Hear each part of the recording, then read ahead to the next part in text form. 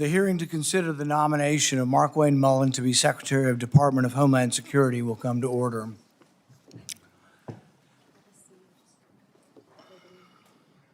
And I'm assuming we'll commence when he arrives.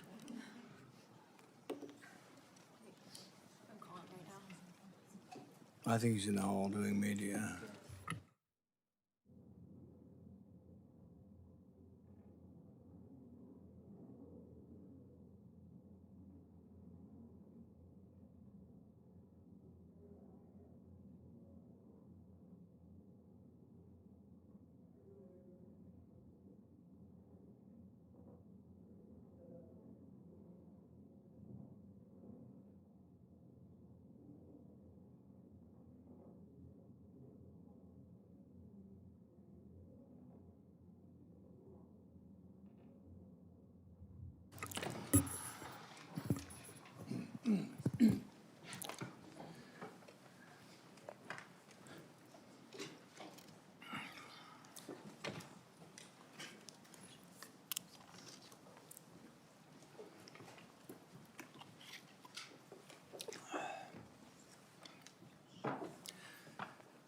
Good morning, everyone.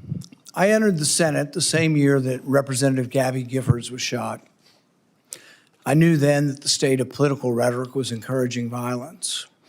I think it's imperative now, more than ever, that the leaders in our country disavow violence and lead by example. Through the years, I've personally been exposed multiple times to political violence.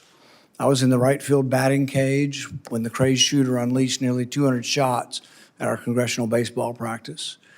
I'll never forget Steve Scalise valiantly trying to drag his body away as the gunman continued. Later that year, a Trump-hating felon attacked me from behind in my yard. I was just straightening up from picking up a tree limb. I was wearing noise cancellation headphones, never saw him coming, running pell-mell down the hill. I was struck in the back. The force of the blow sent us through the air nearly 10 feet, down the hill until his shoulder impaled me as we hit the ground. 6 of my ribs were broken. 3 of the ribs were completely separated, such that for weeks, the ends of the ribs would grind upon each other. My lung was damaged. For weeks, I could inhale, but not have the rib strength to exhale. I developed 2 pneumonias. The pain was such that I could only sit up in bed by tying a rope to the foot of the bed and pulling myself up. But even then, the pain was that of 1,000 knives. Over the year of recovery, I began to cough up blood. I underwent removal of part of my lung. Complications led to an infection in the space between my lung and chest wall. I spent a week in the hospital having the infection lavaged every 6 hours through a chest tube. Recently, Senator Mullin, if you have time to listen, you were confronted by constituents that were angry because you voted against my amendment to stop all funding for refugee welfare programs. Instead of explaining your vote to continue these welfare programs for refugees, you decided to transfer the blame. You told the media that I was a freaking snake and that you completely understood why I had been assaulted.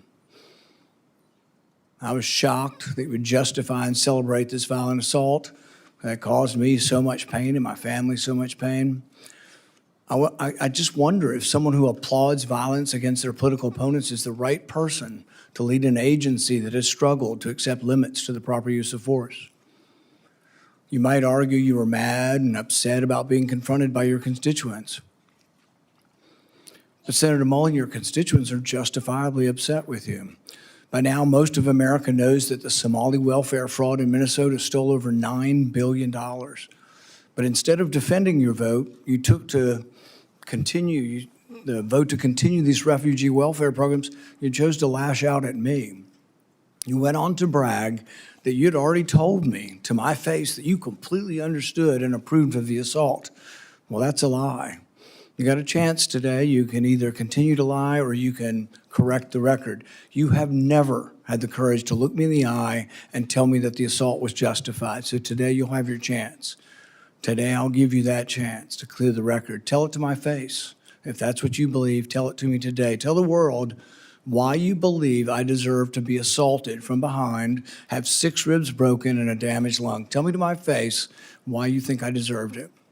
And while you're at it, explain to the American public why they should trust a man with anger issues to set the proper example for ICE and Border Patrol agents.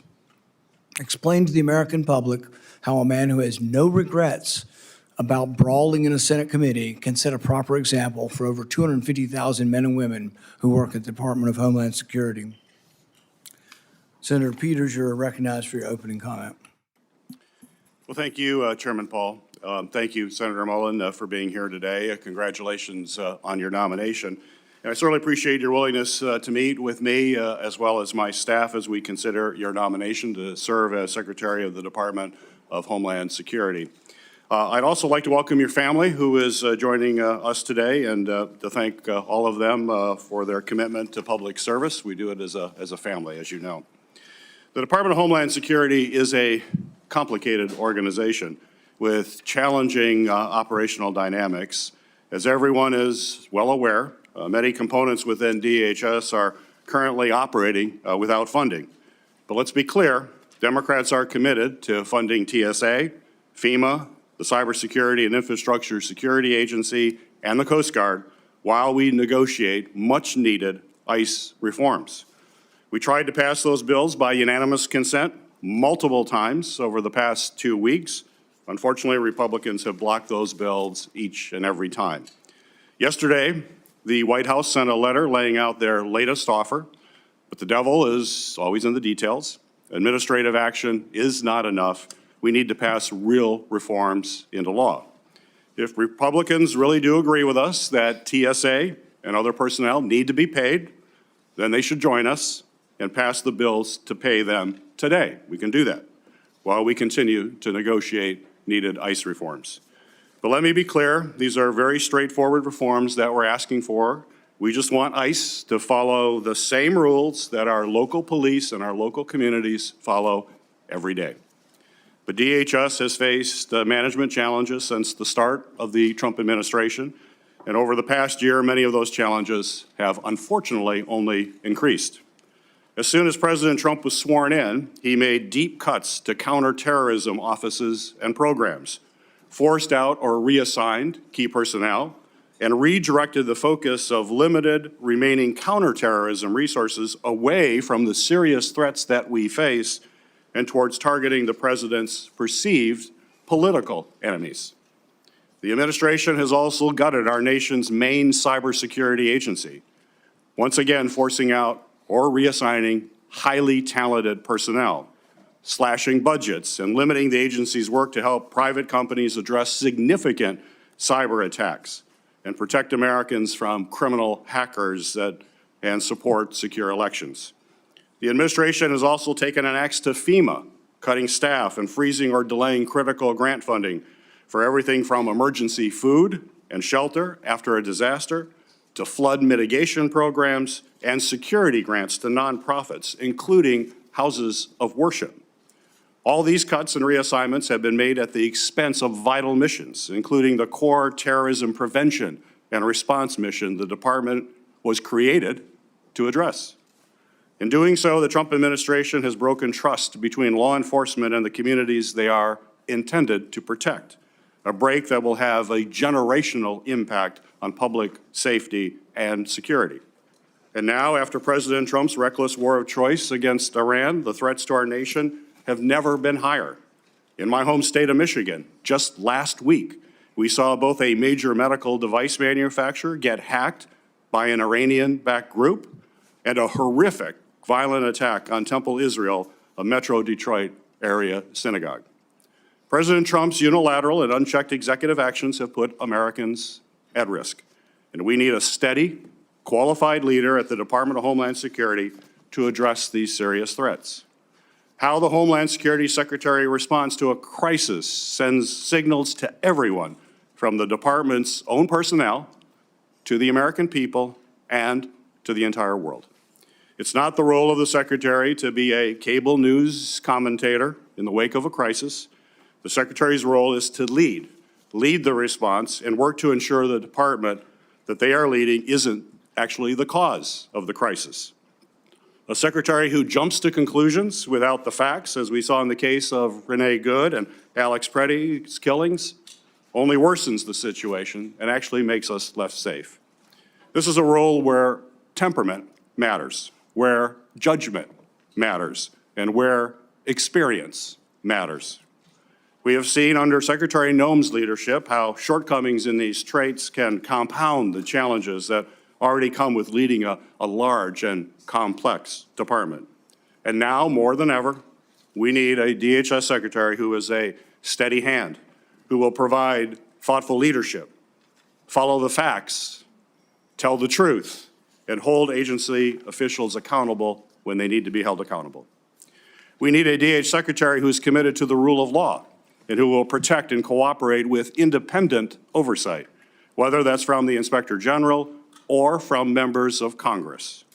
And we need a DHS secretary who is free from distractions and conflicts of interest that only undercut the department's work and also break trust with the American people.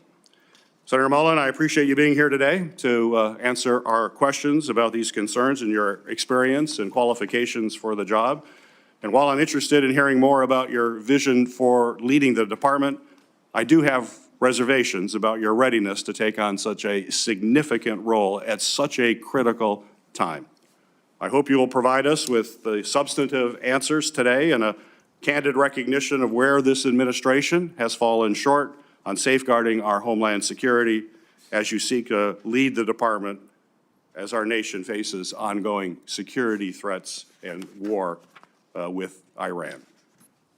Senator Mullin is to be introduced today by Senator Langford. Senator Langford, you are recognized for your introduction of our witness. Paul, thank you. Mark Wayne, proud that you're here. I get the honor of getting a chance to be able to recognize and introduce my friend, Mark Wayne Mullin, my fellow senator from the state of Oklahoma, and somebody that I've seen work incredibly hard to be ready for every single task you've ever taken on, and to be able to not only do it, but do it well. There are a lot of folks that think they know you. I actually get to know you, and have had the opportunity to be able to serve beside you for now over a decade, and have seen your tenacity and your work effort. Folks may not know that the first time we really got to know each other, ironically enough, was around a natural disaster, a FEMA event. It was Briarwood Elementary in 2013 when a tornado came right through the heart of Oklahoma. You had literally just been elected a few weeks before that and had just taken the oath of office. The Oklahoma delegation all gathered together at the very tragic event there at Briarwood Elementary. And while we were meeting with the principal and meeting with teachers and families and walking through the debris field that was that elementary school, we turned around to be able to look for Mark Wayne, and for a minute we couldn't find him because in one of the debris piles there was water shooting out of the middle of it, and his plumber instinct said, I got to go find that and figure out how to solve that. And so while everyone else was shaking hands and meeting people, he was digging through the debris field to find a way to be able to shut off the water that was shooting through the middle of that destroyed elementary school. And I remember smiling and thinking, he's a guy that doesn't mind getting his hands dirty to actually go solve the problem. Where there's a problem he can solve, he's going to do whatever it takes to actually solve it. Mark Wayne grew up in a very small town in far eastern Oklahoma, ironically named Westville, in the easternmost part of Oklahoma. Just 1,300 people call Westville home. He grew up in a family of modest means. I think that'd be safe to be able to say. The youngest of 7 children in a family that just didn't have much. His dad ran a very small plumbing company that then Mark Wayne took on and grew into being one of the largest plumbing companies in the entire state. He married his high school sweetheart, one of the smartest things he ever did, at just 20 years old. And he and Christy have developed a family that is a beautiful family of 3 children they had naturally and 3 children they chose that they adopted and took them in. It is a remarkable family and a remarkable success that you have actually led through a lot of hard work and a lot of love and tenacity. He is a person of faith that is not afraid to be able to talk about his faith in Jesus Christ, but he's also a person who has deep respect for all people. Mark Wayne has served in Congress for 14 years, 11 years in the House of Representatives, 3 here in the Senate. He's passed legislation that he will now be charged with actually implementing it in the order that was actually passed. He served on the Appropriations Committee here. He's served on Armed Services. He's served on the Help Committee here, and he's done an incredible job in the work that he's done with Indian Affairs. He is somebody who has the rare gift of bringing people together on both sides of the aisle. And the one thing I would say to every single person on this dais, regardless if you're a Republican or Democrat, if you want to sit down and talk about an issue, he's glad to be able to talk about it and to be able to work it out, and has very good relationships in the House and in the Senate. And he is not afraid to ask questions when he doesn't know the answer and to be able to research things. He and I have often talked about being up late, both of us, working on researching through an issue to try to be able to learn more about it, because the crazy thing about being in Congress is you don't know everything. You got to do the work. And Mark Wayne is not afraid to do the work. Over the past year and a few months, we've seen incredible progress on our southern border. Our southern border 18 months ago, I think we forget what it looked like. 12,000 people a day illegally crossing our border, just being waved in. No vetting, no background checks, 12,000 people a day. That is not happening anymore. Our numbers are down on the southwest border 96%. So you walk into an agency that has finally restored some order to our southern border, but there's a lot of work still to do with FEMA, with other areas of Homeland Security, and a very large agency with 250,000 people that are actually under your leadership there. So I'm confident that you'll be able to take those things on. Not only am I confident, the National Border Patrol Council has already sent a letter in strong support here. And Mr. Chairman, I'd like to ask unanimous consent to insert to the record the National Border Patrol Council, their letter of support, leadership of the Cherokee Nation, their strong support, and then my fellow Senator Katie Britt has an opening statement who I'd like to also submit for the record with unanimous consent. Without objection. Thank you. This is a person that actually lives what we affectionately call in Oklahoma the Oklahoma Standard. That when hard things actually occur, you step up and you serve your neighbor, and you find ways to be able to help people to do the hard things that have to be done. So Mark Wayne, I appreciate your leadership. I appreciate your willingness to be able to step up in a season where DHS needs a leader to be able to step into that role and to be able to help our nation in so many different complicated areas, especially at a time when right now we can't even get funding to DHS. We've got to be able to have good, solid leadership there. Thank you, Mr. Chairman.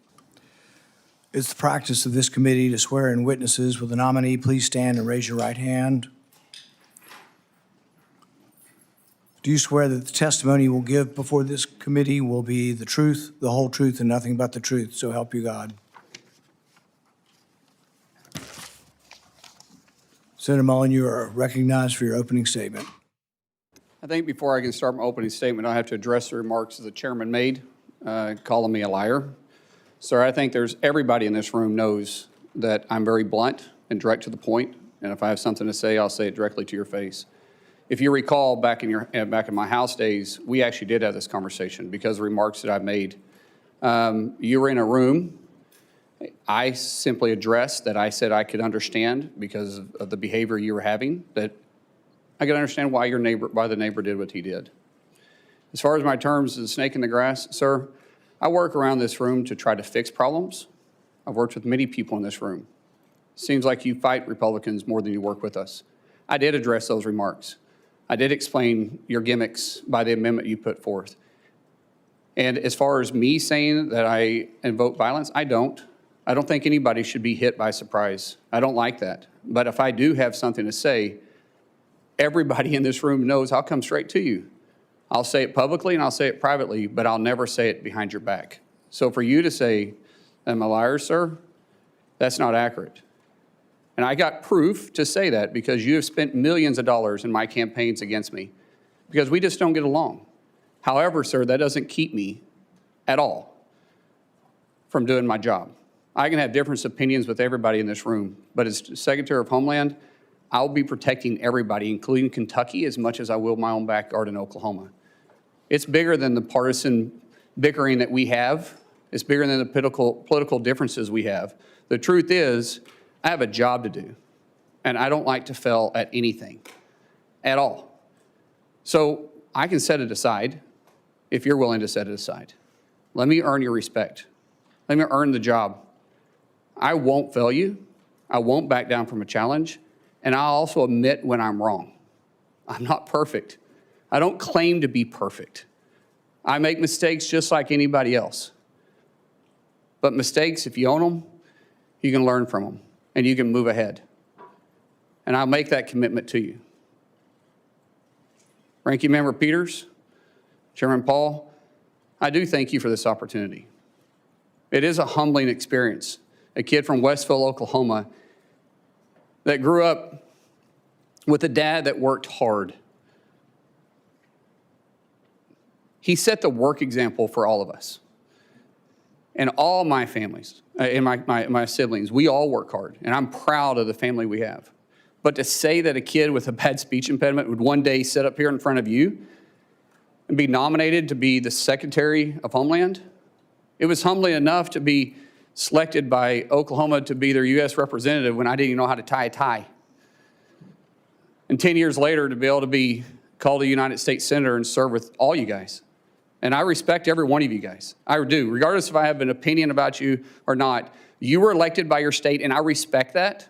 I may disagree with you, but I respect it because we all make decisions based on two things: the way we're raised, which never changes, and our life experiences, which constantly change. For me, to be able to have the love of my life behind me, somebody I literally fell in love with in third grade,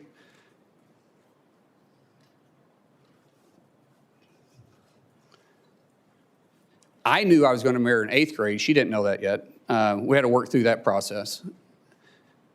But at 18 years old, and I was 19, she agreed to marry me. I didn't have anything. I was on a wrestling scholarship, living in a dorm. She was cheering at Northeastern State University. I think she fell in love with my truck, because my truck was pretty cool. But the truth is, we didn't know what we didn't know, but we did know we loved each other. And I haven't been perfect. I apologize to her quite often and send her flowers all the time. But I still am humbled by the fact that we've got to enjoy this walk together. We've had God on our side and her right beside me. And to our 6 children who's been on this adventure with me, what an adventure it's been. We have a saying in our family: you're never going to change anything you're willing to tolerate. That's how we live our life, and that's how we move forward. And regardless of what's in front of us, we always take it on as a family. And I'm not scared of a challenge. I am scared of failure. And so I will work hard each day. I'll work hard to make the 280,000 employees at DHS with the 22 agencies that's underneath me proud. I'll show them somebody that no one will outwork. I'll work beside them every single day to not just secure a homeland, to bring peace of mind and confidence to the agency. My goal in 6 months is that we're not in the lead story every single day.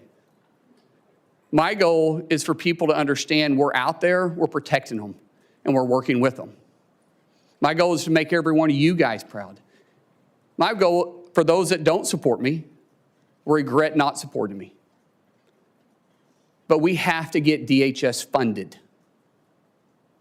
We have to.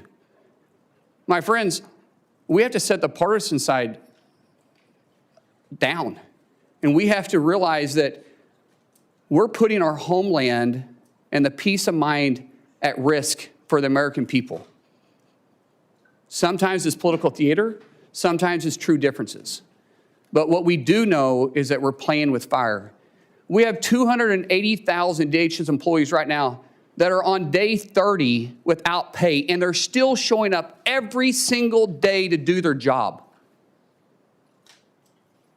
That is a dedicated group of people. And we should all be proud of them. We should all be working together, and we should all be trying to fund them. So I pray, seriously, I pray that we can get past this. That once this hearing is over and once we go through this process, I get it. I get some of it's got to be political theater. I understand it. I've had to really pray about my attitude. But I will say,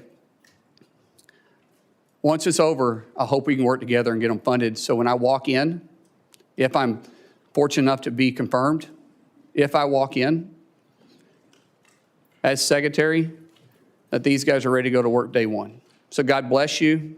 Thank you so much for this opportunity, and I look forward to your questions. It's the standard practice of this committee for the chairman to ask nominees the following question. Do you agree without reservation to comply with any request or summons to appear or testify before any duly constituted committee of Congress if you're confirmed? I do. We'll now proceed to 7 minutes of questioning.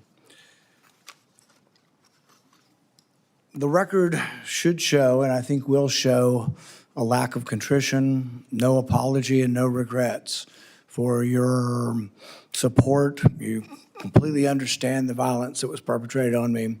You're unrepentant. The only thing you quibble about is whether I met you somehow when you were in the house. I don't think we ever met when you were in the house. And this idea that the only thing you're upset about is not that you were for violence. What you're upset about is that I called you a liar because you said it to my face. So it's really more about this machismo that you have. When in Oklahoma, the media asked you about the refugee welfare programs, the programs you voted to continue funding, it was this whole idea that you were going to transfer it because you were uncomfortable, your anger, low impulse control, causes you to then go after and decide that you're going to go after me as well. And so you say you completely understood that I was assaulted from behind, had 6 ribs broken and part of my lung removed, and that was just fine. That's something that you, I guess, approve of as far as resolution of political problems. When I talked to you privately on the phone, there was no apology.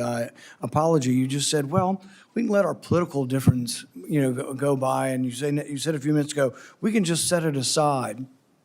Well, political differences we can, but when you say that you agree with a felon, a Trump-hating felon who attacked me, somehow you think I'm just going to set that aside? Oh, it's no big deal. I lay in pain for 2 months, had 6 ribs broken, 3 of them separated, grinding upon bone for months, had part of my lung removed, and you think that's great and to be extolled. I mean, the sheer lack of any kind of self-awareness that you're going to be leading thousands of men and women who will have the use of force, and there's been great questions in our country about how that will be used, and you think a violent attack is just fine. So I guess my first question is, do you think that justifying that kind of violence sets a good example for the men and women of ICE and Border Patrol? Mr. Chairman, first of all, I didn't know the extent of your damage. When the phone call was made, I made it to you and I tried to talk to you. You didn't engage at all. In fact, you said, get your paperwork in. It's got to be 3 days in between. You offered no apology. Sir? And you offer no apology today and no regrets. Haven't heard the word apologize, haven't heard the word regret, haven't heard I misspoke and it was heated and I made a mistake. Haven't heard any of those words. Sir, actually, it wasn't heated, and I'm not apologizing for pointing out your character. Good. So you're jolly well fine, and you want the American public and the people up here to vote, that may or may not vote for you, to know that you supported the felonious, violent attack on me from behind. I did not say I supported it. I said I understood it. There's a difference. Oh, so that means you really didn't approve of it, just completely understand it. What do you think most people would interpret completely understand to be? Support for or a condemnation of the violence? Sir, as I said, we can have our differences. It's not going to keep me from doing my job as Secretary of Homeland Security. I'm going to secure Kentucky and take care of Kentucky as much as I am Oklahoma. If this were a one-off, it would be one thing. If you just disliked me so much that you approved of violence against me, people could just write it off. Well, maybe they hate each other. But really, there's a pattern of this. Let's go ahead and roll the tape. You know where to find me, any place, anytime, cowboy. Sir, this is a time, this is a place. If you want to run your mouth, we can be 2 consenting adults. We can finish it here. Okay, that's fine. Perfect. You want to do it now? I'd love to do it right now. Well, stand your butt up then. You stand your butt up. Oh, hold on. Big guy. Oh, stop it.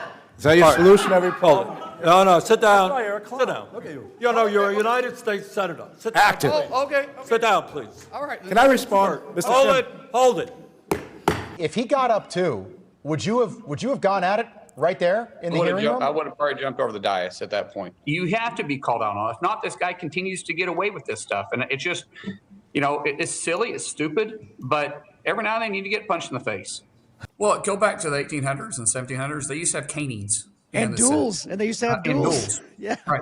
And there was a way that men used to settle their differences. I ignored him 4 times prior to that. And people say, yes, you're supposed to ignore it. Well, you know, I'm not a very good Christian. I try to be a good Christian. And I know people say you're supposed to turn the other cheek. I prefer the David method. But Yeah. we need to move from an almost And by the fight way, I'm not afraid of biting.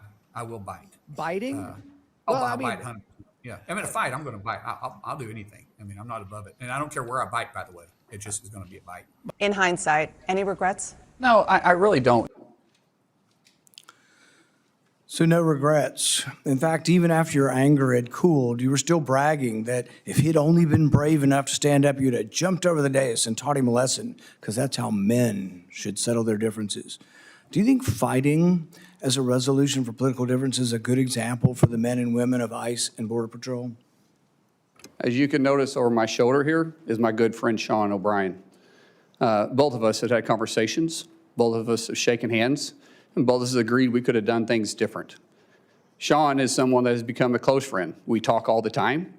I've been on his podcast. We've talked through this. That's how you handle your differences. Not like this, Chairman. I'm glad you guys are friends now and that you've reconciled. But really, it doesn't get to the real point whether or not you think violence is the way we settle things. In the days after the fight, you said, and I quote, "Sometimes people just need to be punched in the face." Is that still your opinion, that political disputes can sometimes and often only be resolved by violence?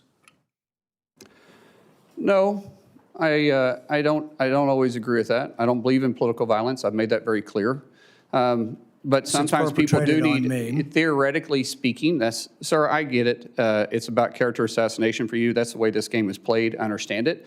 And you are making this about you, which is fine, but that doesn't keep me as Secretary of Homeland Security. It's character assassination when you were the one lauding the assault. Who do you think started that character assassination? I'm just repeating what you have done in character assassination. I'm repeating your support for the assault.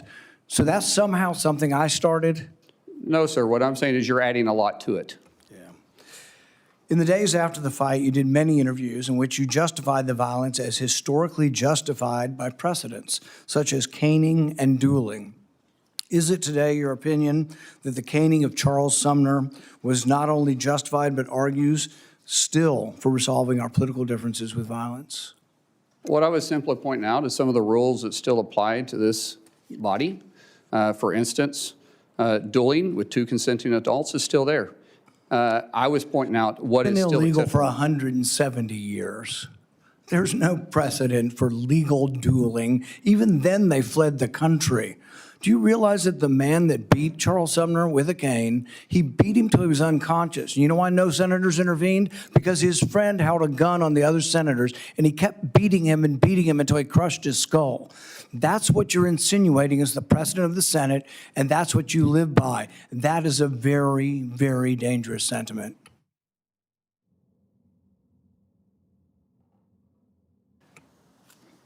After a half a dozen victory lap interviews where you pointed out that the union guy was just lucky that fear kept him from standing up, Dana Bash asked you if you have any regrets about bringing violence to a Senate committee, and you replied that you have no regrets. Today you've said you have no regrets about being happy, being completely understanding why I was attacked from behind. You had no regrets about, instigating a brawl in a Senate committee hearing. Are those still your opinions? Mr. Chairman, you're going to have your opinion. I'm going to have mine. As Secretary of Homeland Security, I'm going to bring peace of mind and security to this country, and I'm going to stay laser focused on that. Senator Peters. Senator Mullin, you have made several public statements suggesting that you were involved in special security forces or combat operations overseas. In 2023, you said in a Senate Republican Conference podcast, and I'll quote, "There's another side of my bio that I don't ever talk about, nor will I. I had to go do something overseas." On March 2nd of this year, you told Fox News interview, quote, "War is ugly. It smells bad. If anybody has ever been there and been able to smell the war that's happening around you and taste it and feel it in your nostrils and hear it. It's something you will never forget. On March 3rd, in a podcast interview, you stated, quote, "I did special assignments outside of DOD, now DOW. I never wore the uniform or the flag on my shoulder, but I might have been in the same area." Your statements in public interviews and your responses to the committee are, quite frankly, are confusing and they are inconsistent. And I'd like you to clear this up. You're under oath. We can clear it all up right now. And first, I'd like to ask unanimous consent to enter into the record my letter to you on March 11th and your addendum to the committee of March 12th regarding any overseas special assignments. Without objection. So my question for you, sir, is before your time in Congress, other than on vacations with your family, have you ever traveled to a foreign country? No. You've never traveled to a foreign country? Outside of vacation or mission work, no. Okay. Have you, your FBI report does show some travel. I think it was to Georgia and Azerbaijan. You marked that that was not for tourists? Are you referring to August of 2021 when we went to go get the Americans out of Afghanistan? I'm just That's saying. what that travel was for, which Okay. we did So you clarify that. You have traveled. So you've traveled to Azerbaijan and Georgia. That was in your FBI report, although you just said you've never traveled. Sir, I thought you was referring to a different time, but in 2021, it was well documented. In fact, Okay. it was all over the news, and I actually did say that, and we put that down on the report. But that was us, which was all over the news, trying to go with a Okay. extremely experienced No, team. I've got other questions, thank Yeah. you. But, so you have traveled overseas, despite your previous comment. Were you ever, excuse me, ever an employee, volunteer, or otherwise involved with the Department of Defense, State Department, or other U.S. agency or contractor for any of those departments? No, and Senator, I think there's a misunderstanding here that I could clear up if you want me to clear up for you. Please? Okay, so, which this is this is official trip, and it is classified. But in 2015, I was asked to train with a very small contingency and go to a certain area, which was scheduled for 2016. During that time, I was asked to go through, had to meet certain training qualifications, certain qualifications, had to go through SEER training. The training and stuff was kind of fun. The SEER training was absolutely awful. And I have spoken in general about my experiences, but I've never spoke specifically on details, on dates, or on the mission. And that was official, and there was nothing in the report to the committee. Actually, it said you do not have to claim any official trips. And like I said, that was an official trip that is classified. This is an official trip while you were a member of Congress? Yes. 2015, 2016, I was a member of Congress. And there was Some of it may be public, but it would be very small. Most of it, because of my recollection, which we're going back 10 years, I think there was only 4 people read in on it. So where was that trip? I just said it's classified, sir. It's classified. So the letter that we sent to you said that we need to have information of any of these activities. It said not official trips. Your paperwork was very clear, excluding any official trips. This was an official trip as a member. Well, we have more questions we're going to have to ask. When in the FBI report, I asked, is there anything in that report that is classified, that you were involved in any kind of classified operation at all? And there's none. It So was the FBI also report- excluding, it also said excluding official duties. It says that. And you guys had the paperwork in front of you, and it always says excluding official duties. We had this committee come to us and ask the same questions. We talked about doing mission work. We talked about doing mentorship. But they said official duties that was in your official capacity does not have to be talked about. So where did you smell war? Sir, I just said that this was classified, and the dates, locations, and admission, I've never spoke specifically details about. Well, we can get that information. That's fine. Mr. Chairman. You're welcome to get it. We will want to find out more information about that. That's perfectly okay, It's important to Senator. have the truth here and that you're portraying yourself in a truthful way. I think it's Sir, I'm important not for a portraying secretary. myself in any way other than you're asking the question. I said I would try to clear it up for you. We'll continue to work on that. Thank you. After DHS officers shot and killed 2 American citizens this past January, you joined top administrative officials in publicly blaming and disparaging the victims. Following the killing of Renee Good, Secretary Noem called her a domestic terrorist. You, sir, you called Alex Preddy, quote, a deranged individual that came in to cause max damage. Could we expect those kinds of quick responses if you are confirmed as secretary? Would you be basically, well, you did, you responded as Secretary Noem. Are we going to just expect that same behavior all over again? No, Senator. I have a deep amount of respect for you. We've had our differences, but I do respect you. I think I said this privately when we had a conversation.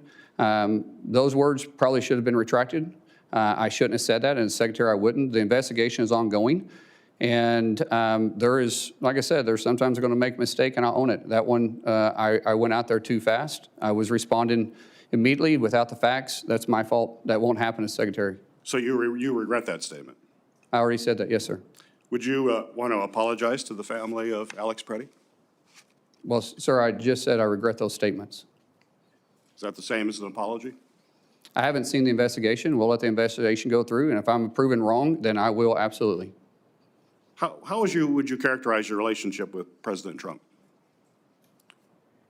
He's a friend. How frequently have you spoken with him in the past year? Often, most of the time about my family. If you want to explain the friendship, I'll tell you. My wife will tell you the same thing. When someone loves your kids when they're going through a difficult time, like we have, the amount of outpouring of support from the president and the friendship we saw going back to 2000 or 2020 was quite remarkable. And so I speak to the president from a friend level more than I do a policy level. Okay. I have more questions, but my time is up. Thank you, Senator. We'll be doing it in a second round. Okay, thank you. Senator Moreno. Thank you, Mr. Chairman, and thank you, Senator Johnson, Senator Langford, for let me skip the line. I have to, unfortunately, go to Dover for the dignified transfer, so I appreciate taking the time. It's not often that I get to ask questions for somebody who I've known for a long time, meaning in politics, 2.5 years is a long time. I've gotten to know you as a friend, as a colleague. I've seen you interact as a dad. I've seen you interact as a husband. And I just want the American people to know you're a good man. Thank you. That doesn't always go through all the political shenanigans. And maybe you're not going to replace Shakespeare as the next greatest orator on earth. You talk from the heart. And that's okay. You are who you are. You don't, and I think that's what you don't apologize for, is just being yourself. And sometimes we're imperfect. We don't do the 20-person focus group every time you say a word. And I think that's what people like about you, Markwayne. So I appreciate you being here. I honestly just have one question for you. Do you pledge to support and defend the United States of America nearly as much as you would protect and defend your family? Without doubt, sir, yes. So I'm going to ruin everything for the audience. You will be confirmed. You will have the job, and you're going to make this country safer and better. And for that, I thank you and thank your family for supporting you. So I will use the rest of my time now to make a little case to the American people.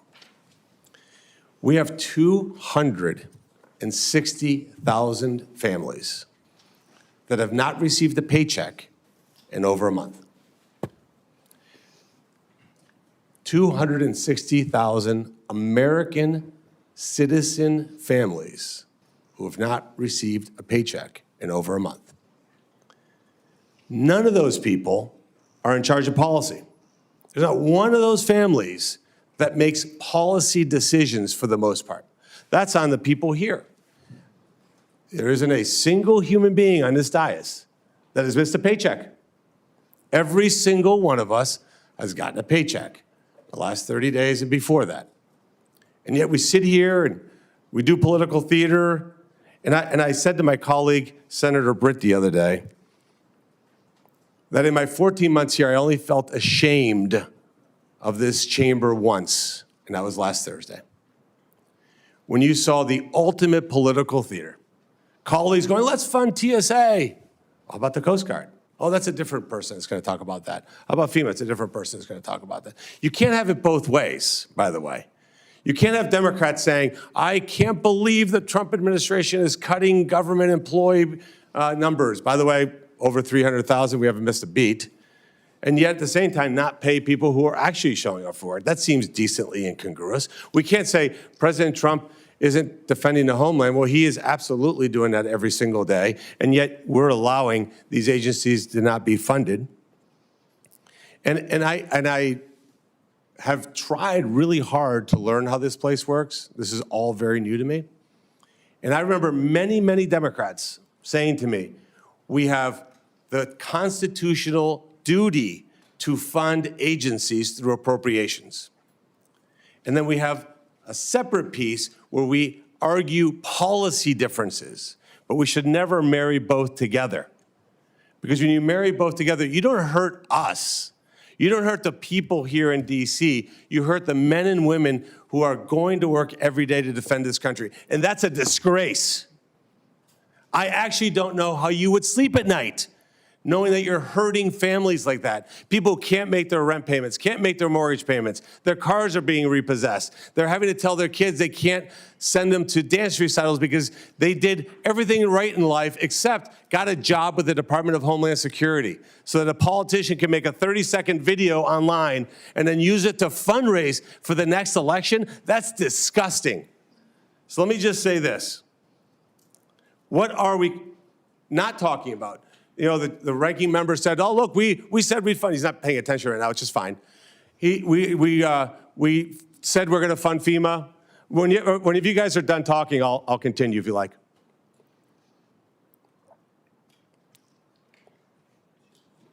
Are you done? Okay, thank you. It's extraordinarily disrespectful. All right, so moving on. You've said you're going to fund all these agencies. Here's ones that you haven't funded. USCIS, near and dear to my heart. Near and dear to my heart. That's how I became a U.S. citizen. We've defunded the agency that allows legal immigrants into this country? That is insane. Never hear the Democrats talk about that. 3,300 employees just go to work every day trying to process legal immigrants. They don't need a paycheck. I'm going to skip the second one, go to the third one. Biological and nuclear threat prevention. That seems important. That seems like an agency we should fund.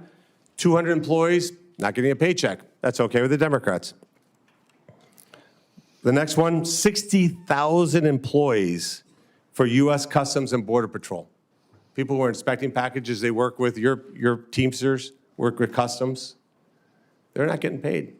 How do you look at those people in the face and know that you're doing that? Now let's talk about Immigration Customs Enforcement. 7,000 special agents that are stopping transnational criminal organizations, drug smugglers, and human traffickers. Are you, in the Democrat side, asking not to fund that? Because ultimately, what this is about is defunding ICE and law enforcement. Are you suggesting that we not fund an organization that attacks transnational organizations? Be specific. Be specific when you say you don't want to fund ICE. I want you to say the words, we do not want to fund 7,000 special agents that are in charge of stopping transnational criminal organizations, drug smugglers, and human traffickers. This job isn't complicated. The American people send us here to get things done, and yet for the third time in 6 months, we've shut down this government with total impunity. They will go home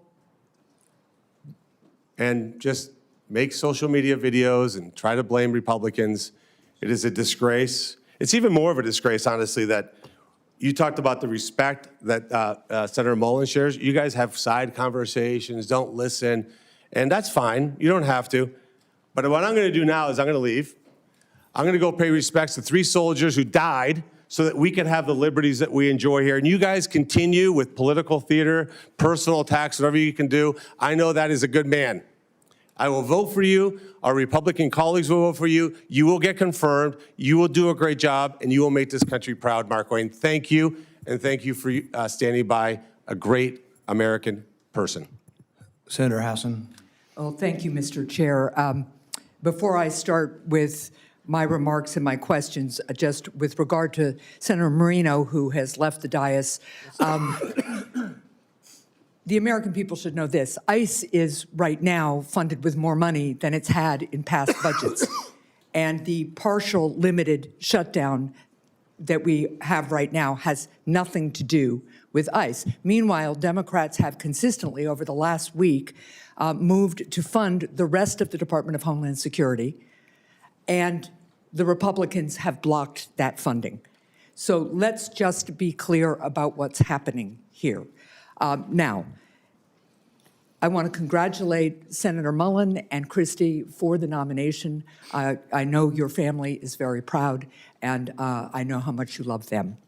I also want to thank Chairman Paul for speaking so openly about a really difficult thing, which is the actual physical impact of violence, and in this case, political violence. It is a hard thing to do, but it is a really important thing to do at this time in our country's history. So thank you, Chairman.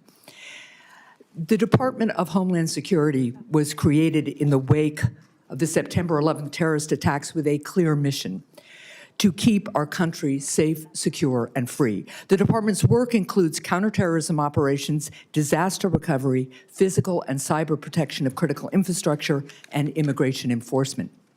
The stakes for the success of the Department of Homeland Security could not be higher. And that's also why Granite Staters and Americans of all stripes have been deeply concerned about what they've seen from the Department of Homeland Security under this administration.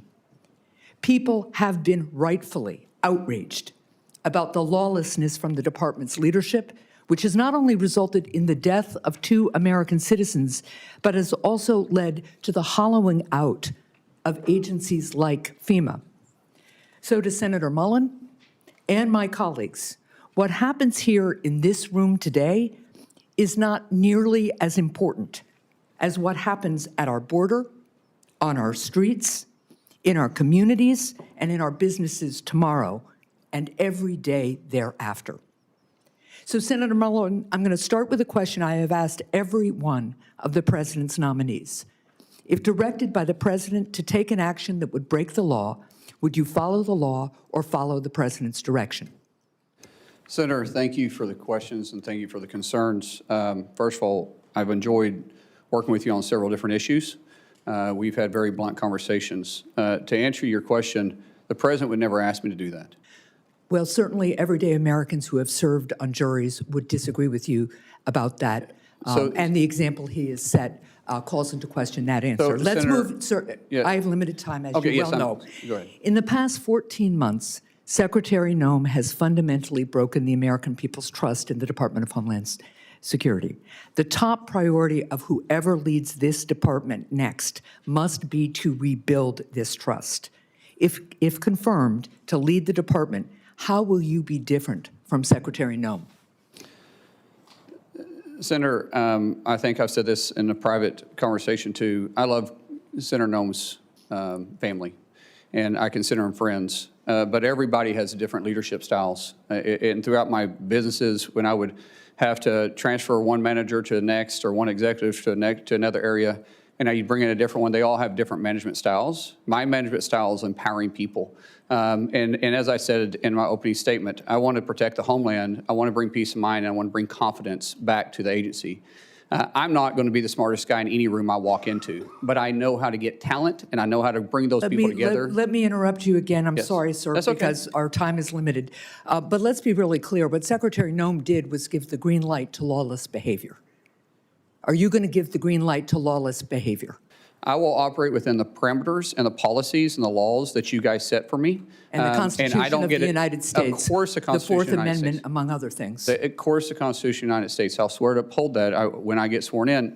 But be very clear, I don't get to choose the laws that I enforce. You guys pass the laws. I enforce those laws. Right. And but, the reason why but we haven't had... shooting a protester who was exercising his First Amendment speech and carrying a lawfully licensed gun is not a lawful behavior. Now, let's move on to another issue. Granite Staters pushed back hard against ICE's plan to build a detention center in Merrimack, New Hampshire. And despite poor communication from the department, eventually Secretary Noem canceled the plans for this facility. Senator, will you ensure that the Merrimack plan remains off the table, or will you consider restarting it? Ma'am, I haven't seen the facts behind it. As I stated when we spoke in your office, I will work with you on this. We want to be good partners in your state and in your community. I don't know the strategic purpose of it. I don't know what has happened, so it's hard for me to state something that I haven't got briefed on. But I have made this very clear to you in private and here too. I will work with the community leaders and make sure that we're delivering for the American people what the president set out. I appreciate that. In follow-up conversations with my office, ICE refused to comment on opening new facilities elsewhere in New Hampshire. They've said they won't do it in Merrimack, New Hampshire. But will you commit to me that ICE will not open any new facilities in New Hampshire or elsewhere in the country without the support of the local community? Ma'am, I will work with the local community and I'll work with you in your office. I won't be able to speak to that until I understand the risk and the reason behind delivering the mission that's set in front of us. We got to protect the homeland, and we're going to do that. But obviously, we want to work with community leaders. We want to be good partners, and we're going to work in your state as hard to make sure we build relationships and work in that manner. Well, look, I will be here for a second round of questions because I have a lot more. But let me just point this out. Americans want to secure their country. I agree. We all love this country. We all know we need to be safe, secure, and we all want to be free together. The people of New Hampshire will take into consideration a request by ICE and the federal government to do its part. But transparency and local control and respect of local people throughout New Hampshire and throughout the country is an essential piece of our democracy. And what I've been hearing from ICE and from other DHS folks is, well, the pushback's too hard. You either can make the case for these facilities and explain how you're going to support the local community and deal with the fact that they'll lose property tax dollars, for instance, or if you can't make the case, it shouldn't be built. So I really would encourage the department and all of us to remember that this is a government of by and for the people, and if you can't make the case to the people, you shouldn't be doing it. Thank you.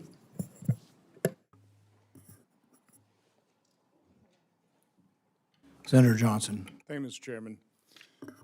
So, Mark Wayne, I'm going to use my time completely different than how I was going to when I walked into this hearing.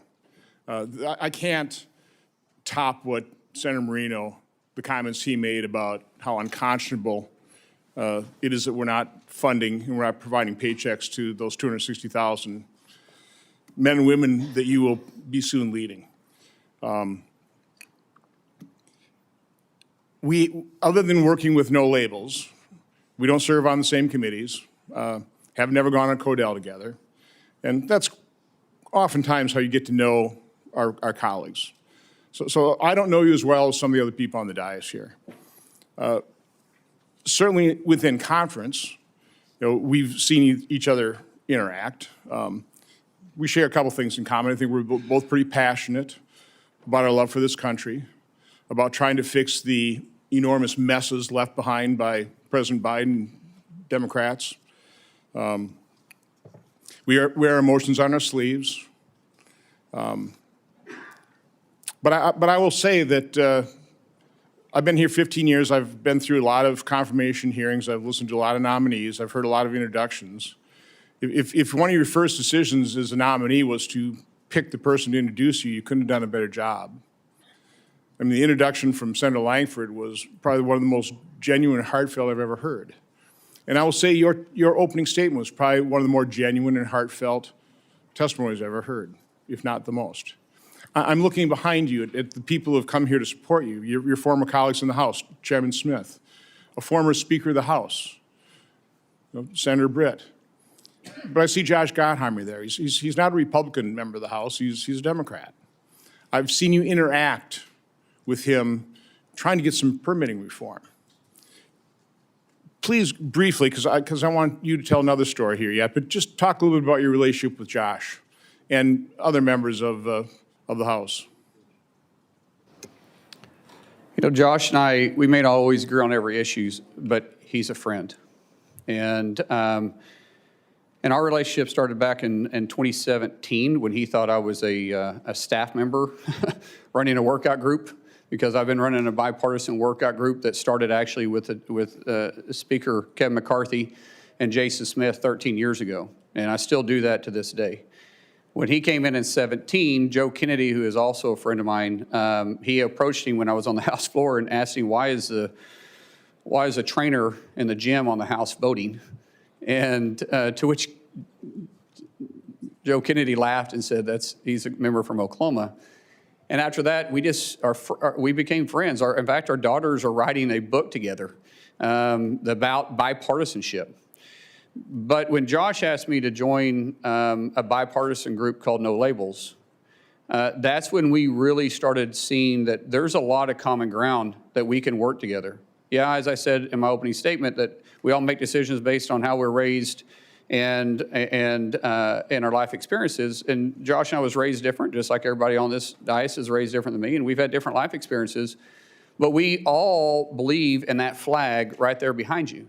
And what I say is, as long as you love that flag as much as I do, and you're willing to die for that flag like I am, we can work together. We can set the differences aside, and we can work together. And Josh represents that too.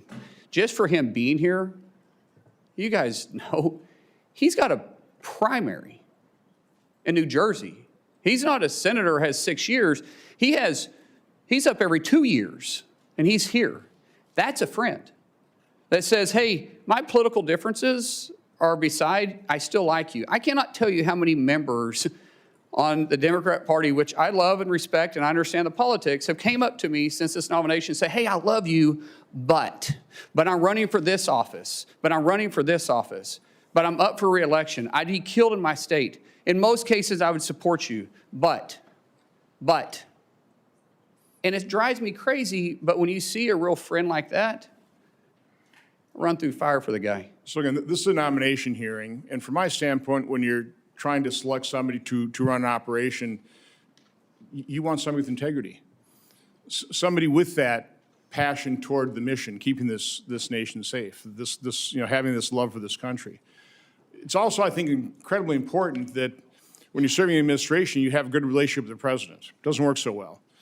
I know you've got a good relationship with the president, and you told me a story, and I want you to repeat that story of your son who was grievously injured and a visit that the President of the United States made to that hospital. I want you to tell the story, because I think it's important that people understand why you are loyal to President Trump. I'd like them to hear a different side of President Trump as well. Yeah. But I think also that'll serve you well as his Secretary of Homeland Security. But just tell that story. Ron, I'm going to try getting through it without crying then.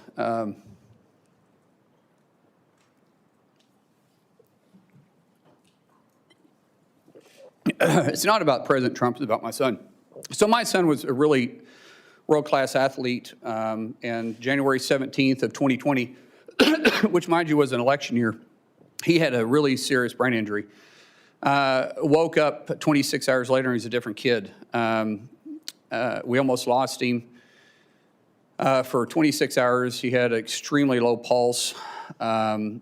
There was a time they thought that they lost his pulse altogether. And when he woke up, he was just different. I mean, here you had a world-class athlete that wrestled all over the world since he was 12 years old, and he couldn't touch his nose. He couldn't walk without shuffling his feet. He had short-term memory loss. He couldn't control his muscles. Couldn't add 5 plus 3. He was in high school at that time. Had to learn how to read, walk, everything. And the president found out about it, and he gave me a call immediately. And one thing that the president joked about was, like, he said, let me get this straight. He doesn't know who you and Christy are, but he knew who I was, because the only question you got right is who the president was. And he said, Trump, with his cocky grin on his face. And but the president didn't understand the severity of it, but he heard it in my voice, and immediately he went to work. I told him we had to get to Bakersfield, California, to the Center for Neural Skills, which is one of the best neural rehabilitation places in the world. And the president offered to send his plane, his personal plane, this president of the United States. And I said, sir, we can't fly, we got to drive. We get there, and he called almost every day for 2 weeks checking on Jim. And then he says, I'm going to come see him. And now this is the middle of the election. This is Bakersville, California. Really not an area he's got to go campaign. And he took the time to come up there and see Jim. And the senator told us that the short-term memory loss something would trigger it. Some big event would eventually trigger where he'd start retaining stuff. Until then, he was still having issues.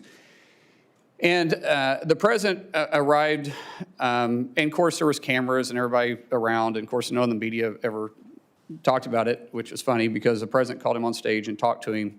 And then we went to the back, and the president didn't talk to me. He didn't know I was in, I mean, he didn't even care if I was in the room. Here's a guy that's been over, and his tie is about as long as my son because my son's, it stunted his growth, and so he's 5'3" the rest of his life. And his team came to him twice and said, sir, we got to go, we got to go. On the third time they came over to him, he looked at him and he says, hey, I guarantee you that plane won't leave without me. And for the next 15 minutes, he did nothing but love on my son.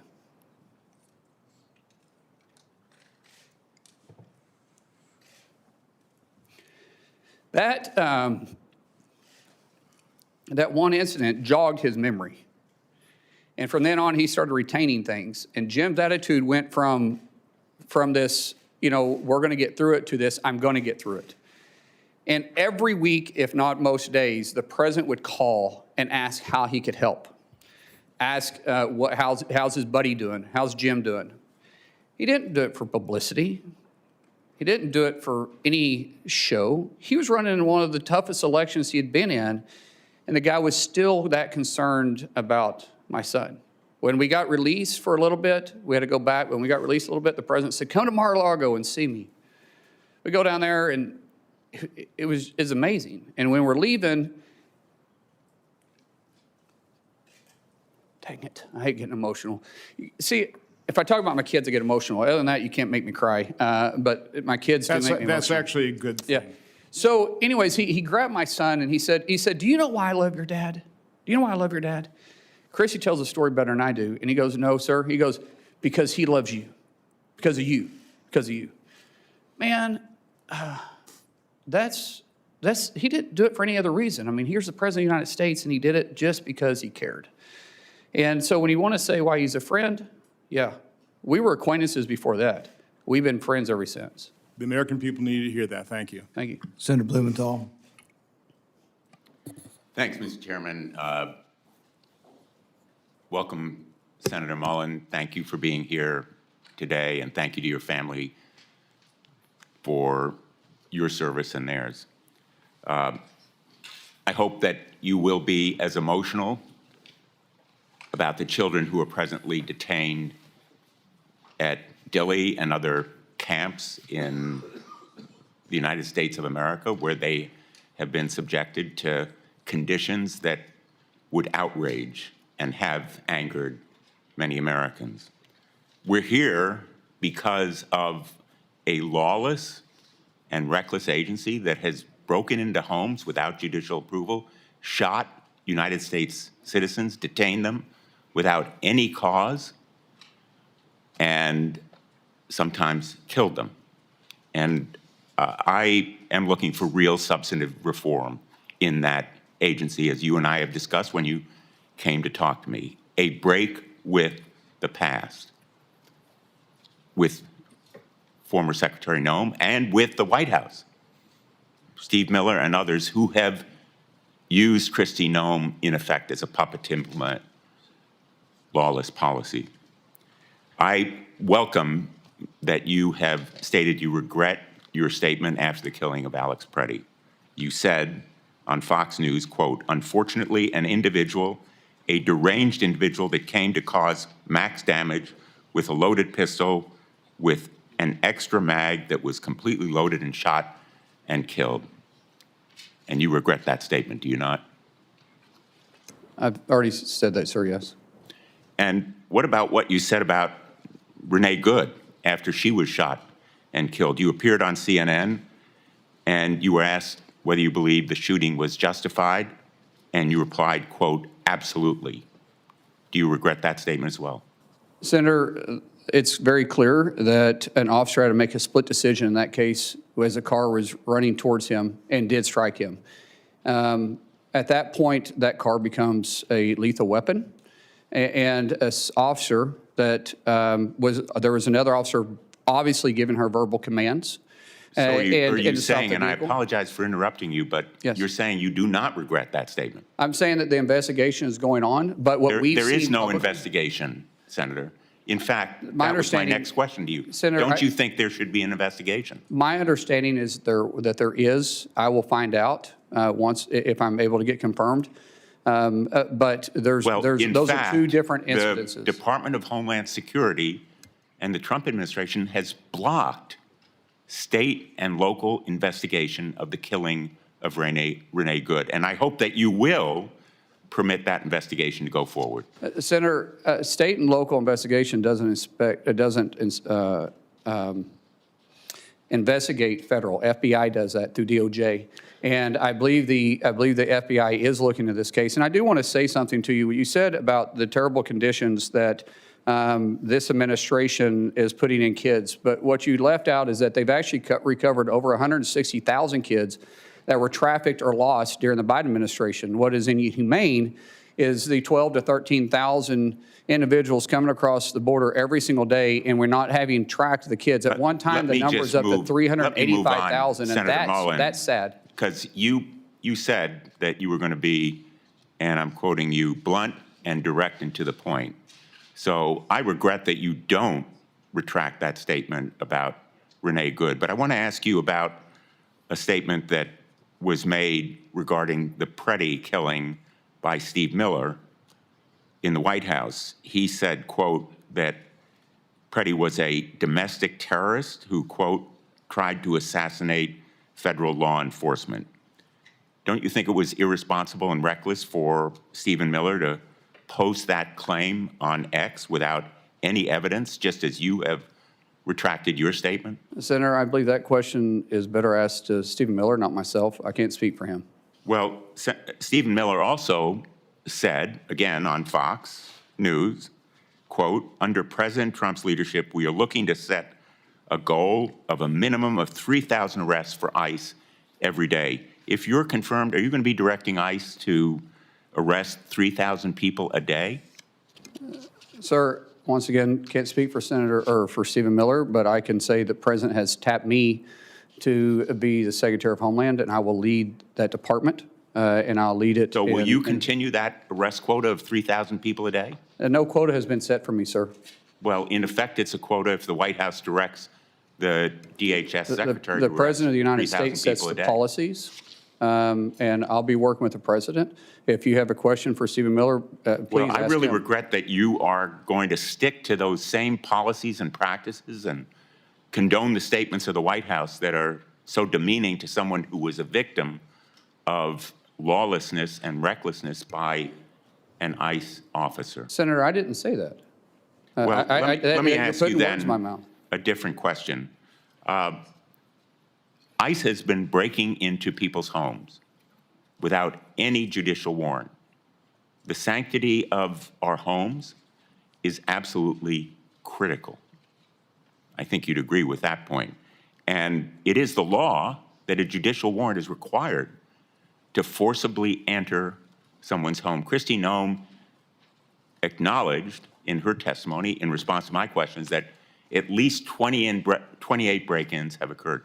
My ranking member leadership on the subcommittee for permanent investigation has produced a report that shows probably many more such break-ins have occurred. The result of a memo last May from the acting director, Todd Lyons, and it's behind me now, that instructed ICE agents to break into homes. I understand that during your staff interview last week, you said that there would be no more such break-ins to people's homes without a judicial warrant. If confirmed, will you commit to me and the chair and ranking member of this committee and the American people that ICE will no longer instruct agents to break into people's homes without a judicial warrant? Sir, you're using the word break into people's houses very loosely. However, I have made it very clear to the staff, and I think when you and I spoke, that judicial warrants will be used to go into houses, into place of businesses, unless we're pursuing someone that enters in that place. I have not mixed words with that, and I haven't changed my opinion about that. A whistleblower testified to our hearing that, in fact, ICE agents have been instructed as part of their training to forcibly enter. I know you don't like the word break-in, but forcibly enter is breaking into somebody's home, bashing down the door, terrorizing children. Instructed them to adopt this policy. Will you commit that no longer will ICE agents or CBP agents be instructed to forcibly enter people's homes without a judicial warrant? Sir, I've already answered this question for you. I said we will not enter a home or a place of business without a judicial warrant unless we're pursuing the individual that runs into a place of business or a resident or a house. Senator Langford. Thank you. Thank you. Mark Wayne, right now, is FEMA currently funded? No, sir. Is CISA currently funded dealing with cybersecurity? No, sir. How about TSA? No, sir. Secret Service? No, sir. Coast Guard? No, sir. Customs and Border Protection? No, sir. The Weapons of Mass Destruction Office? No, sir. Customs professionals? No, sir. This is something we got to get resolved. We can complain all we want to about where things are, but we have an argument and a disagreement on policy areas, and 250,000 federal employees and their families are the ones that are suffering because of our argument. There's a way to solve this. We've talked about it a lot. We should just stay here until we're done. Just keep arguing it out until we've actually solved the problem. But instead, we broke last weekend. Everybody flew home right past the TSA agents that are not getting paid while we flew home. Why didn't we stay? To be able to try to get things resolved. That's my encouragement, has been my encouragement all along. We shouldn't walk away from a disagreement when there are families all over the country that are the ones suffering for it. Unfortunately, the state of Oklahoma is pretty familiar with natural disasters, as you know well. You and I have been in multiple different natural disaster scenes.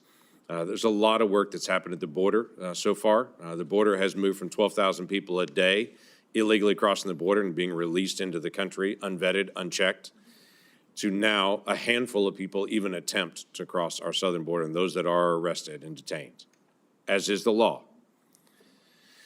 FEMA is still an undone project. And I'm not blaming that on Christy. There's a lot to get done on it, but you're going to walk in with a project going on with FEMA right now. Love to get your ideas and your thoughts.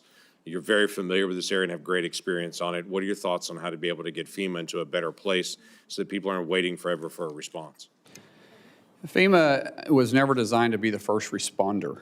That's the states. FEMA was designed to be the assistance to the states when the disaster reaches certain levels, which we need to discuss those too, because I think some of the levels are unrealistic, especially Senator Hassan and I have talked about this, that sometimes in rural areas, they're not able to meet those thresholds.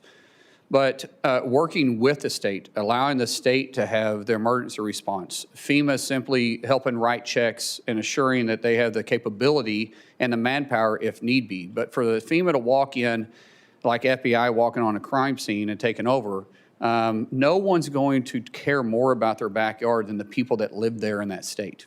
And I think there's a lot of good ideas. I've heard at meeting with so many of you all, there were so many great ideas on how to make FEMA work better. It's got a great mission. And I think people at FEMA want to do their job, but we can be more effective and be more direct and speed it up. Taking years to get reimbursed is not acceptable. Taking, honestly, months to get reimbursed is not acceptable. See, small municipalities, they can't afford it. They don't have that tax base to do it. And they're already going through a struggling time, which means they're probably losing tax revenue, especially if it hits their town. So we've got a lot of work there. I do believe that the definition of insanity is doing the same thing over and over again, expecting different results. That means we're going to look at each one of the 22 agencies that fall underneath DHS and say, how can we deliver the mission better for the American people? That's great. That'd be a huge help to everybody. Talking about the length of time it takes to get a response, you've been a part of, as I have, on the nonprofit security grants that are out there. We have some locations that are higher risk than others. Synagogues and temples have been one of those very high-risk locations that are out there. Last week in Michigan, we had another situation where a absolute terrorist drove a vehicle packed with explosives into a Jewish daycare, intending to kill as many Jewish children as he possibly could. I mean, that was his intent, was to be able to do that. That location happened to be one of the locations where there's also been this nonprofit security grant to help harden that facility. We have multiple challenges here. One of them is when the decision is made, they make a request, go through the paperwork, get approval to be one of those locations that we say, hey, we need to harden this location. Once the approval is done, it may take months to over a year just for the dollars to actually come on it because there's more bureaucratic hoops to go through. So as you're dealing with things like contracts that are out there and the way decisions are made, or FEMA, that's one of the areas I would encourage you to take a look at. I know you're very passionate about. How do you fix the issue where approval's been done and everyone's saying, great, can we get to work? And the federal government says, no, you can't actually get to work.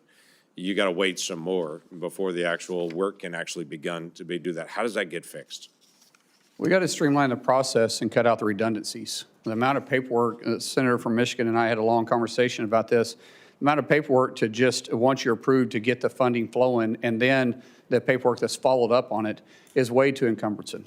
And there's a better way to do this. Some of these policies I have to work with you guys on. Some of these grants were written with checks and balances, which we all got to be very cautious on how we spend the taxpayer dollars. Things that I can change, things that I can cut out on the redundancy part of it, I will work with. Things that, as the senator and I talked about, things that it may take you to make changes on, we'll bring it to your attention. I will work with you, and we'll see how we can make it better. Be great. As you know, Oklahoma's been one of the leaders in counter-drone. This is a big issue Yes. for us as a country. Every high school football game, every college football game, every gathering of people for every festival and gathering across the country has now become a risk location for drones and drone mitigation. FBI can't be everywhere. We don't want them to be everywhere. We do have to figure out some process. So as you begin to think about this issue, it's a tough one to deal with, but it is a basic national security issue as well. It's going to land on your desk pretty quickly, especially with the Olympics coming, with FIFA coming, all those things that are happening. We got to be able to figure out how to do counter drone and to be able to not just identify there it is, but to also mitigate the risk. What are your initial thoughts? Well, I'd love to speak about that. With funding, talking to some of our agency heads, with a lack of funding right now, we have people quitting because they got to go to work. Meeting these demands are even going to be tougher. So we just talk about FIFA, for instance, and then you talk about 2028, which is going to be the busiest year of DHS in history because we have the Olympics and we have the presidential election going on. It'll take 4 months once funding comes in to start replacing those that we've lost for training before we can get them out in the field. We don't have 4 months with FIFA. But that's and how do we expect these people to stay on the job and work? We're losing institutional knowledge. We're losing people we've already trained. And it's going to be difficult to deliver this mission. The way that I understand is we're behind in UAS and we're behind in FIFA right now on actually delivering the mission that we have to. We're also behind in reimbursing local communities that's also working with us. That's going to have to take a tremendous amount of focus and partnership. And like I said in my opening statement, failure is not an option, so we've got to deliver. But sometimes when you have to rush like this, especially trying to get people on the job because we just quit funding them for the third time in less than a year, and we expect these people to keep working, it puts the mission at risk, and we have a lot of work to do here. Yeah, thanks for stepping up. Christy, thank you. This is a strain on the family and everything else right now. So thanks, y'all, for stepping into this role. Look forward to supporting your nomination. Thank you. Senator Kim. Thank you, Chairman. Senator Mullin, thanks for coming out here. I wanted to just start. Secretary Noem said in a cabinet meeting about almost exactly a year ago today that we should be eliminating FEMA. Can you commit to us here that you don't support that approach and you wouldn't attempt to eliminate FEMA? As I said, I think it needs to be restructured, not eliminated. I think there is going to be bipartisan support for reforms. I think we all understand that, and we certainly saw a lot of problems when it came to Superstorm Sandy. I asked Secretary Noem to work with us especially as they were going about their FEMA Review Council. I'll be honest with you, that never materialized. We did not see the kind of engagement here that we're ready to have. We have a bipartisan group of senators that want to come up with reforms. Is that something you can commit to working with us on? Senator, I think all of us that's been either in the House or in the Senate always complain about the outreach of agencies. I will make a commitment to you that I'm going to have the best. It's going to take a couple months to stand it up, but we're going to have a ledge affairs shop that you're going to know who the person is. We're going to work with you, but most importantly, I think everybody on this dais has my personal cell phone. That cell phone isn't going to change.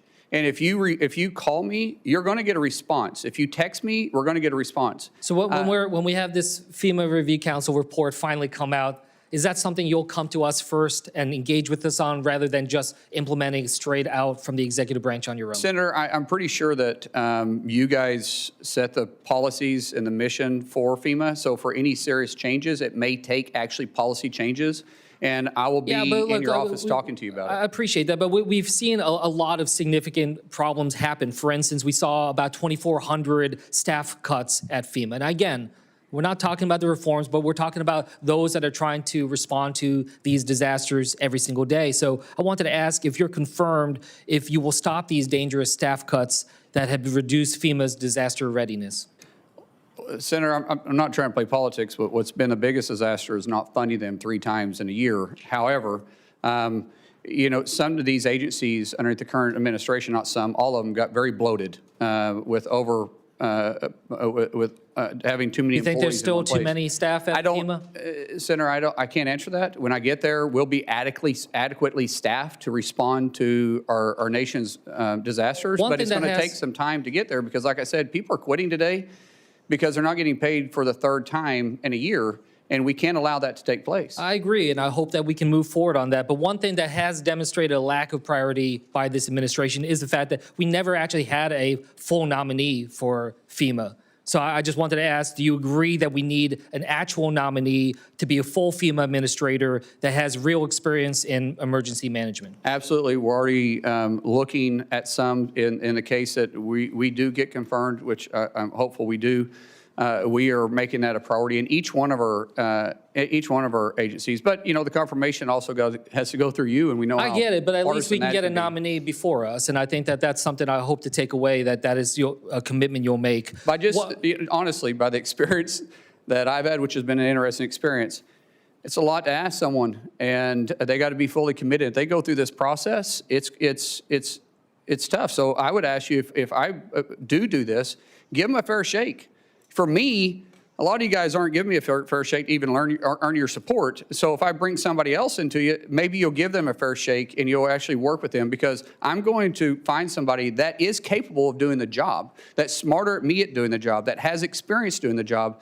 But when they come to your office and ask for your support, don't tell them it's politics. Don't say I can't. Don't say that, hey, I supported the previous one, but you know, I got burned on that one, so I can't support you. We'll trust, but see, just give them a fair opportunity, and you might actually like the person we choose. And look, it's not just about the person; it's about the policies writ large. And then look, you know what we saw before. For instance, Secretary Noem had this policy that required her approval for anything that was going out the door, grants, funding, when it over $100,000. And I'll be honest with you, it was disastrous. It held up so much of the funding to FEMA and other parts of DHS. You know, Senator Peters and I did a review of this. Over 1,000 FEMA contracts, grants, and disaster assistance awards were delayed. So I wanted to ask you if you can commit to revoking this $100,000 policy by Secretary Noem. Sir, we talked in your office about that, and absolutely. That's called micromanaging, and I don't know if Secretary put that in or someone else did. I'm not a micromanager. We put people in, we empower them to make decisions. What is required to come up to my level, we'll make decisions. We will have a very clear line of communication with every one of our agency's heads on their authority that is given to you, that you gave to them within their parameters, and we'll discuss. But we're also going to be very responsible for the taxpayer dollars.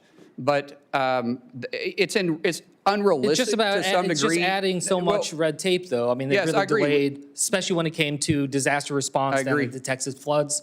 I want to switch gears here. This is something you remember we talked about, but you know we have this effort right now. ICE has purchased a warehouse in Roxbury, New Jersey. It's a facility the size of 8 football fields to house over 1,500 detainees.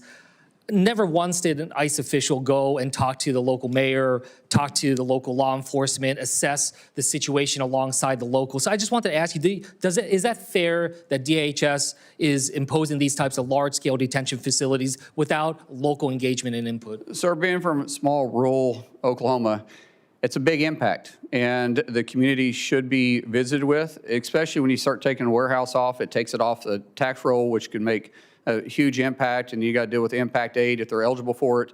And then you got to talk about infrastructure. You know, one thing I do know is construction. When you start talking about infrastructure on these places, a warehouse sprinkler system is much smaller than when you are housing individuals there.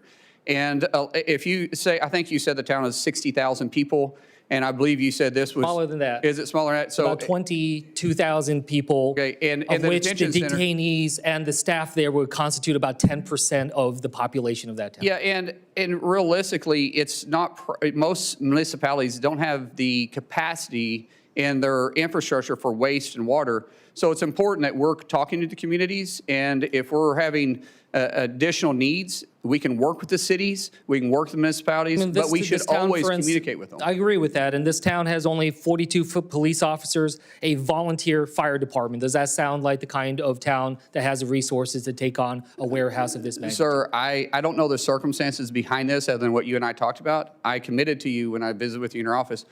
We'll talk. I even said, let's, you and I get on the phone with the mayor. If I'm confirmed, I'll make a trip out there and see it for myself, because it's a big concern of yours and we want to address those concerns. And if it's, listen, if it's not practical, but I also said it's got to be, there may be a specific reason why it's there. If I can't explain that to you, then that's a different story. But if there's a specific reason and I can explain it to you to make it make sense, let's talk about it. But if not, then maybe we can be better partners moving forward. I'm glad that you commit to talking about it. There are some documents I asked ICE to send us about their evaluations of the warehouse. We have still yet to get it. Will you commit that that is something that we can get once Yeah, the you're set? documents are available, yes, but I've also offered something much better. I'll go with you personally and look at it. That's something that the local community will appreciate, and I hope that you will reassess this warehouse. As I said in my opening statements, we want to protect the homeland, but we also want peace of mind and bring back confidence to the Department of Homeland Security. And all this means that we got to work on that, and I will work on that. Senator Scott. Senator Mullin, congratulations on your nomination. This is a great honor that you have, and you have a great background. So I know you'll work your butt off in the job like you do everything else. President Trump was elected to secure our border, crack down on sanctuary cities, and keep our country safe. I want to thank the President for his leadership and Secretary Noem's help. Incredible progress has been made. Our streets are safer, our borders respected, and the jobs we've created are going to people in this country legally. Now, as a result of the Democrats' partial shutdown, in the fourth week, TSA agents are not getting paid. Everybody in the Senate's getting paid. I've had a bill since I got up here. If we don't pass budgets, we shouldn't get paid. I've had one of my Democrat colleagues say, oh, I've got a mortgage. I have to get paid. Well, think about all these people. TSA agents are not getting paid. Airlines or airport lines are in gridlock. We got FEMA grants stalling. Coast Guard counterterrorism operations are shrinking amid rising Iranian threats to our homeland. My understanding is ICE agents are getting paid, but not ICE leadership is necessarily getting paid. Last week, 2 terrorists boldly and hatefully attacked our citizens right here on our home soil, killing at least 1 person. The president's decision to stop the nuclear weapons and the ballistic missiles was a reason. What he's doing is making sure we don't get these attacks on our soil. It was only as a result of brave actions of a class of future military officers, citizens, and law enforcement that stopped these tragedies. They could have been massacres. Still, even as Americans are losing their lives, my Democrat colleagues are refusing to fund DHS and give them what they need to uncover and stop plots like these and protect the lives of our families and neighbors. It seems like that's our job up here. So, Senator Mullin, how do you view Senate Democrats recklessly holding DHS funds hostage at the expense of our national security interests amid threats from Iran and its proxies? Senator, it's unconscionable. How can you sit there with a straight face and say that we're trying to take care of the American worker when you're choosing to not pay 260,000 people and you're affecting their families? We've heard the stories of families having to stand in charitable lines for basic needs or getting a loan. And like I said, this isn't the first time. We're a month into this. They just came out of a 43-day shutdown that they were probably just recovering from. And yet we're still going to sit there with a straight face and say it's not about politics? So in sanctuary cities, local authorities can decline ICE detainers, which means that criminals are released back into the community rather than transferred safely into ICE custody. First off, I can't imagine anybody elected that wants criminals back in their community, but that's happening. This creates opportunities for illegal fugitives to relocate or reoffend, like in the tragic murder of Kate Stanley. It also forces DHS officers to go into neighborhoods to root out violent criminals, which is way more dangerous for everybody. Not only does this cost the taxpayer more, but also increases the risk for everybody involved, including bystanders, DHS officers, and potential future victims.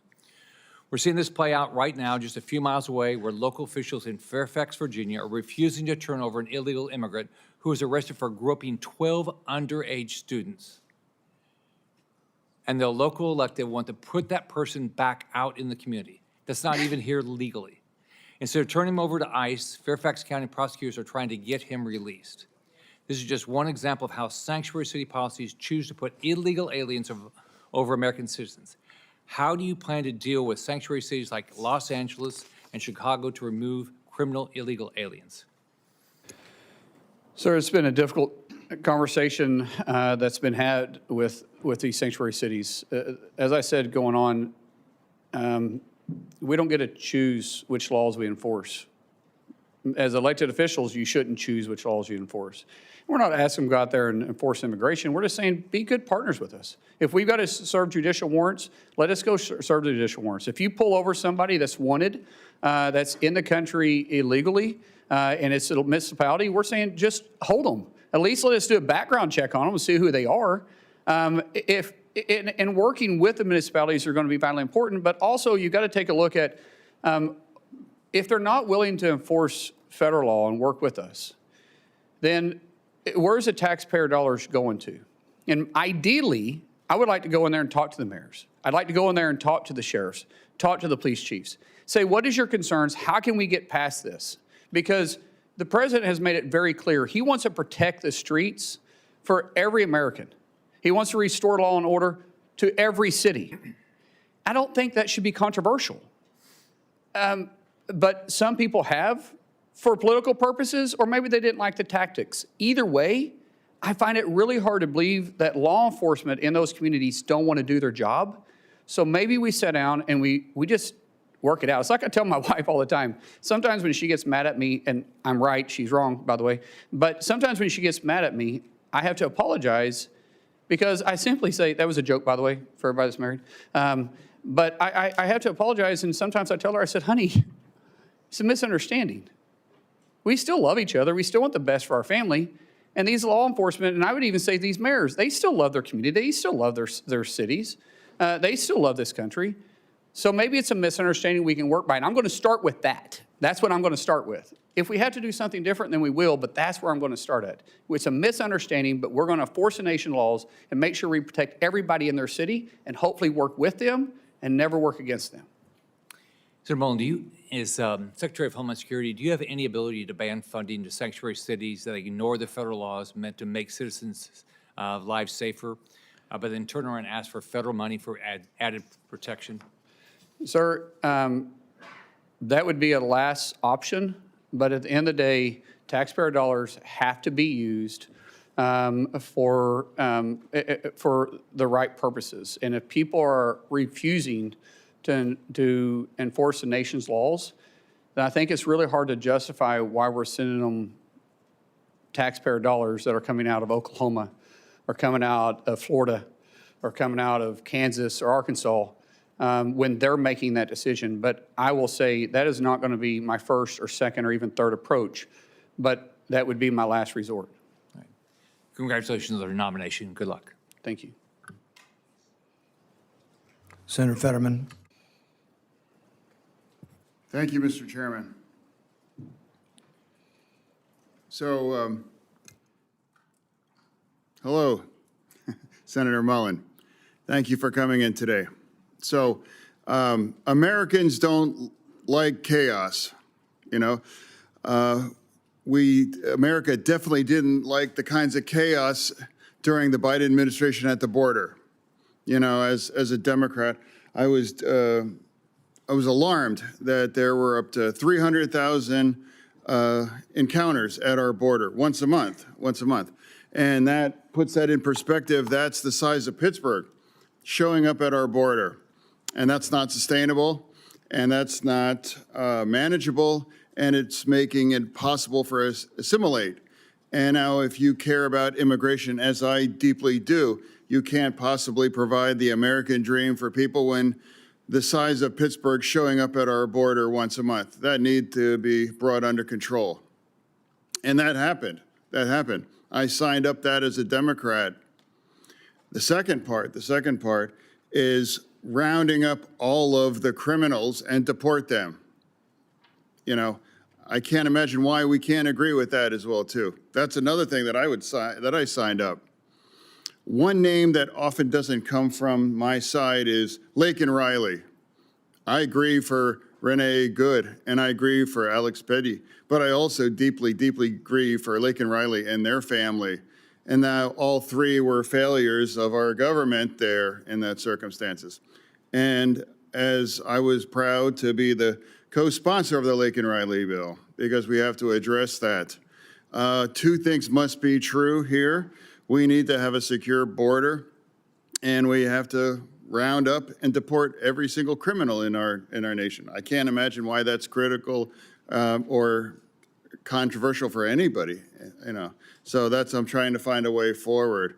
And now you and I have had conversations on this, and that's your commitment to focus on those things. I believe that's effective, accurate, correct? Yes, sir. Yeah. And now another thing. I know there's a lot of hard personal feelings here, and absolutely, it's terrible what's happened, and political violence. I mean, it's rampant. So now, but also, President O'Brien's here not for round two. He's here because he fully supports your amendment. Correct. Yeah, round three. Okay. Yeah. So it's about letting it go and moving on. And I've done that too.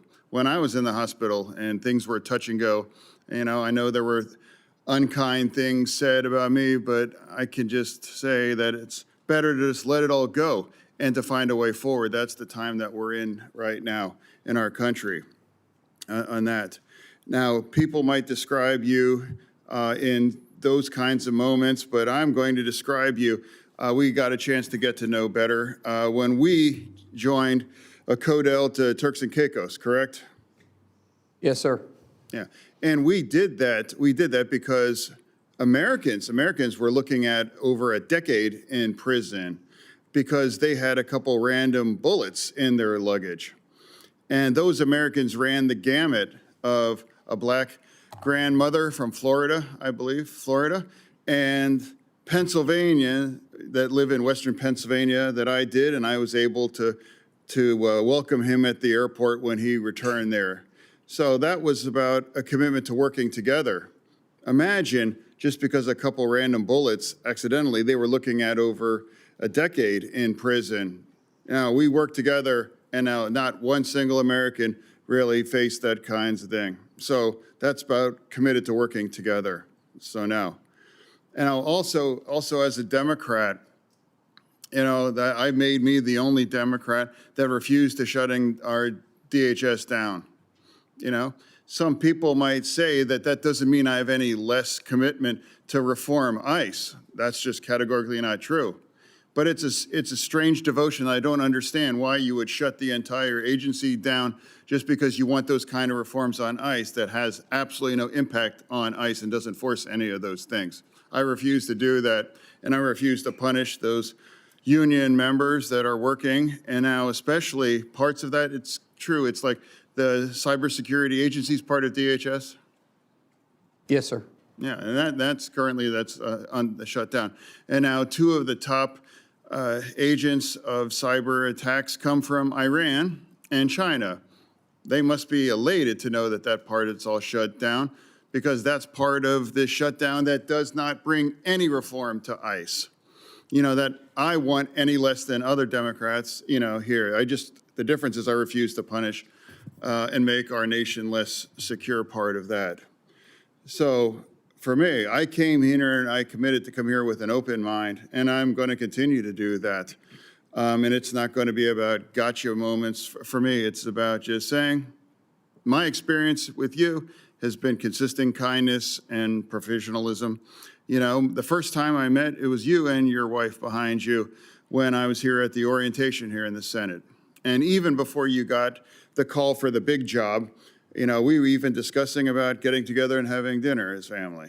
So that's an ongoing relationship, because that's also part of the fact here in this town, you got to get along and find a way to work together. And now we have to come at it and just let things go in the past for that. Finding a way forward, that's my responsibility to represent Pennsylvania.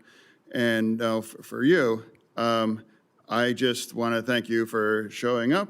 And now I'm going to engage, and I'm going to remain with an open mind throughout all this, as I made to my friend here. And I'm going to do that. So thank you for bringing your family here too. And I look forward to hearing for the rest of my colleagues' views on you. Thank you, Senator. Senator Ernst. Thank you, Mr. Chair. Thank you, Christy, for being here as well. Senator Mullin, I have to say, I'm just going to be blunt, very honest with you. I hope that the president is watching. I am going to say to the president, I am really upset that he has made your nomination. Why? Because I will be losing from the Senate one of the best friends that I have here, truly. But in that same accord, I am so grateful to the president for making your nomination to Department of Homeland Security. So we've had a lot of discussion here. I know, just as Senator Fetterman said, there are a lot of differences and opinions on the politics surrounding DHS. And Senator Fetterman mentioned that he grieves for all of those that we have lost. Those protesters. We grieve the loss of young women, young men that we have seen at the hands of those that have migrated illegally into the United States of America. We grieve them all. And I think we can acknowledge that. And it's important that we do that. We're in really trying times right now.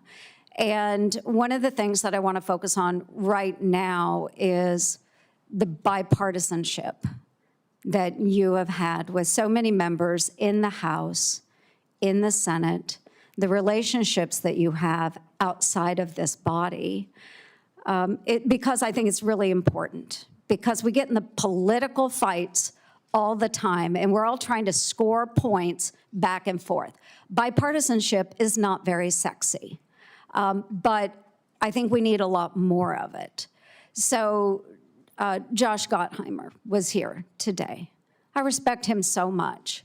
And the fact that you remain friends today is incredibly important. I noticed you also gave Joe Kennedy a shout out. So I sent him a picture I took of you from the dais because I know Joe really well as well. There are so many relationships that we have in this body, and I wish more people would see that we have those relationships. We carry them in our hearts. It means we're better people because we open our minds to listen. And to that point, I want to thank you, Mr. O'Brien, for being here as well. Because what started out as a very big difference between you and Mr. O'Brien, you found a way to both of you come together to share thoughts and ideas and turn something really good out of that discourse. And I think more people need to learn how to do that.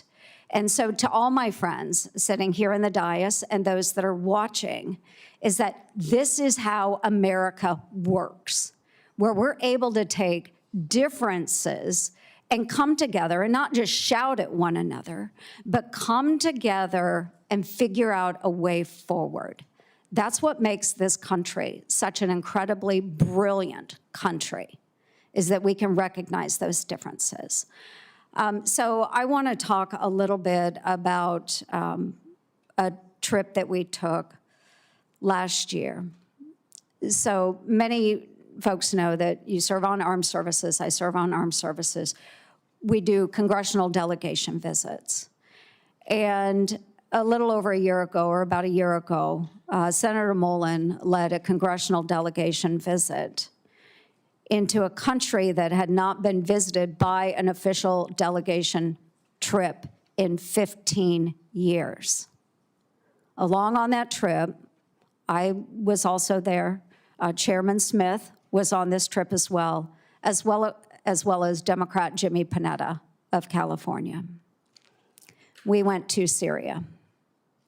We sat down with the president there, al-Shara, for his first official visit from the United States of America. Now, a lot of people will say, he was a member of al-Qaeda. What are you doing sitting down with somebody that was a member of al-Qaeda? It's the same reason we sit down with people that we have differences with, is to find a way forward. So, Senator Mullin, I would like you to talk a little bit about that trip and why you believed it was important that we do that. Thank you. Thank you, Senator. You're right. The president of Syria wasn't really somebody we should have a lot of common ground with. And we actually talked about that. Him and I talked about that. Had a very blunt relationship about it. But the fact is, our world is different. And there's different leaders for different countries and different places. And you have to understand the region and the area they're in. We're not in the business of necessarily picking the leaders, but when we do, hopefully there's a way that we can work it out. And if you remember the president at the time, he said, when I was younger, I was fed a lot of propaganda. And I'm paraphrasing this.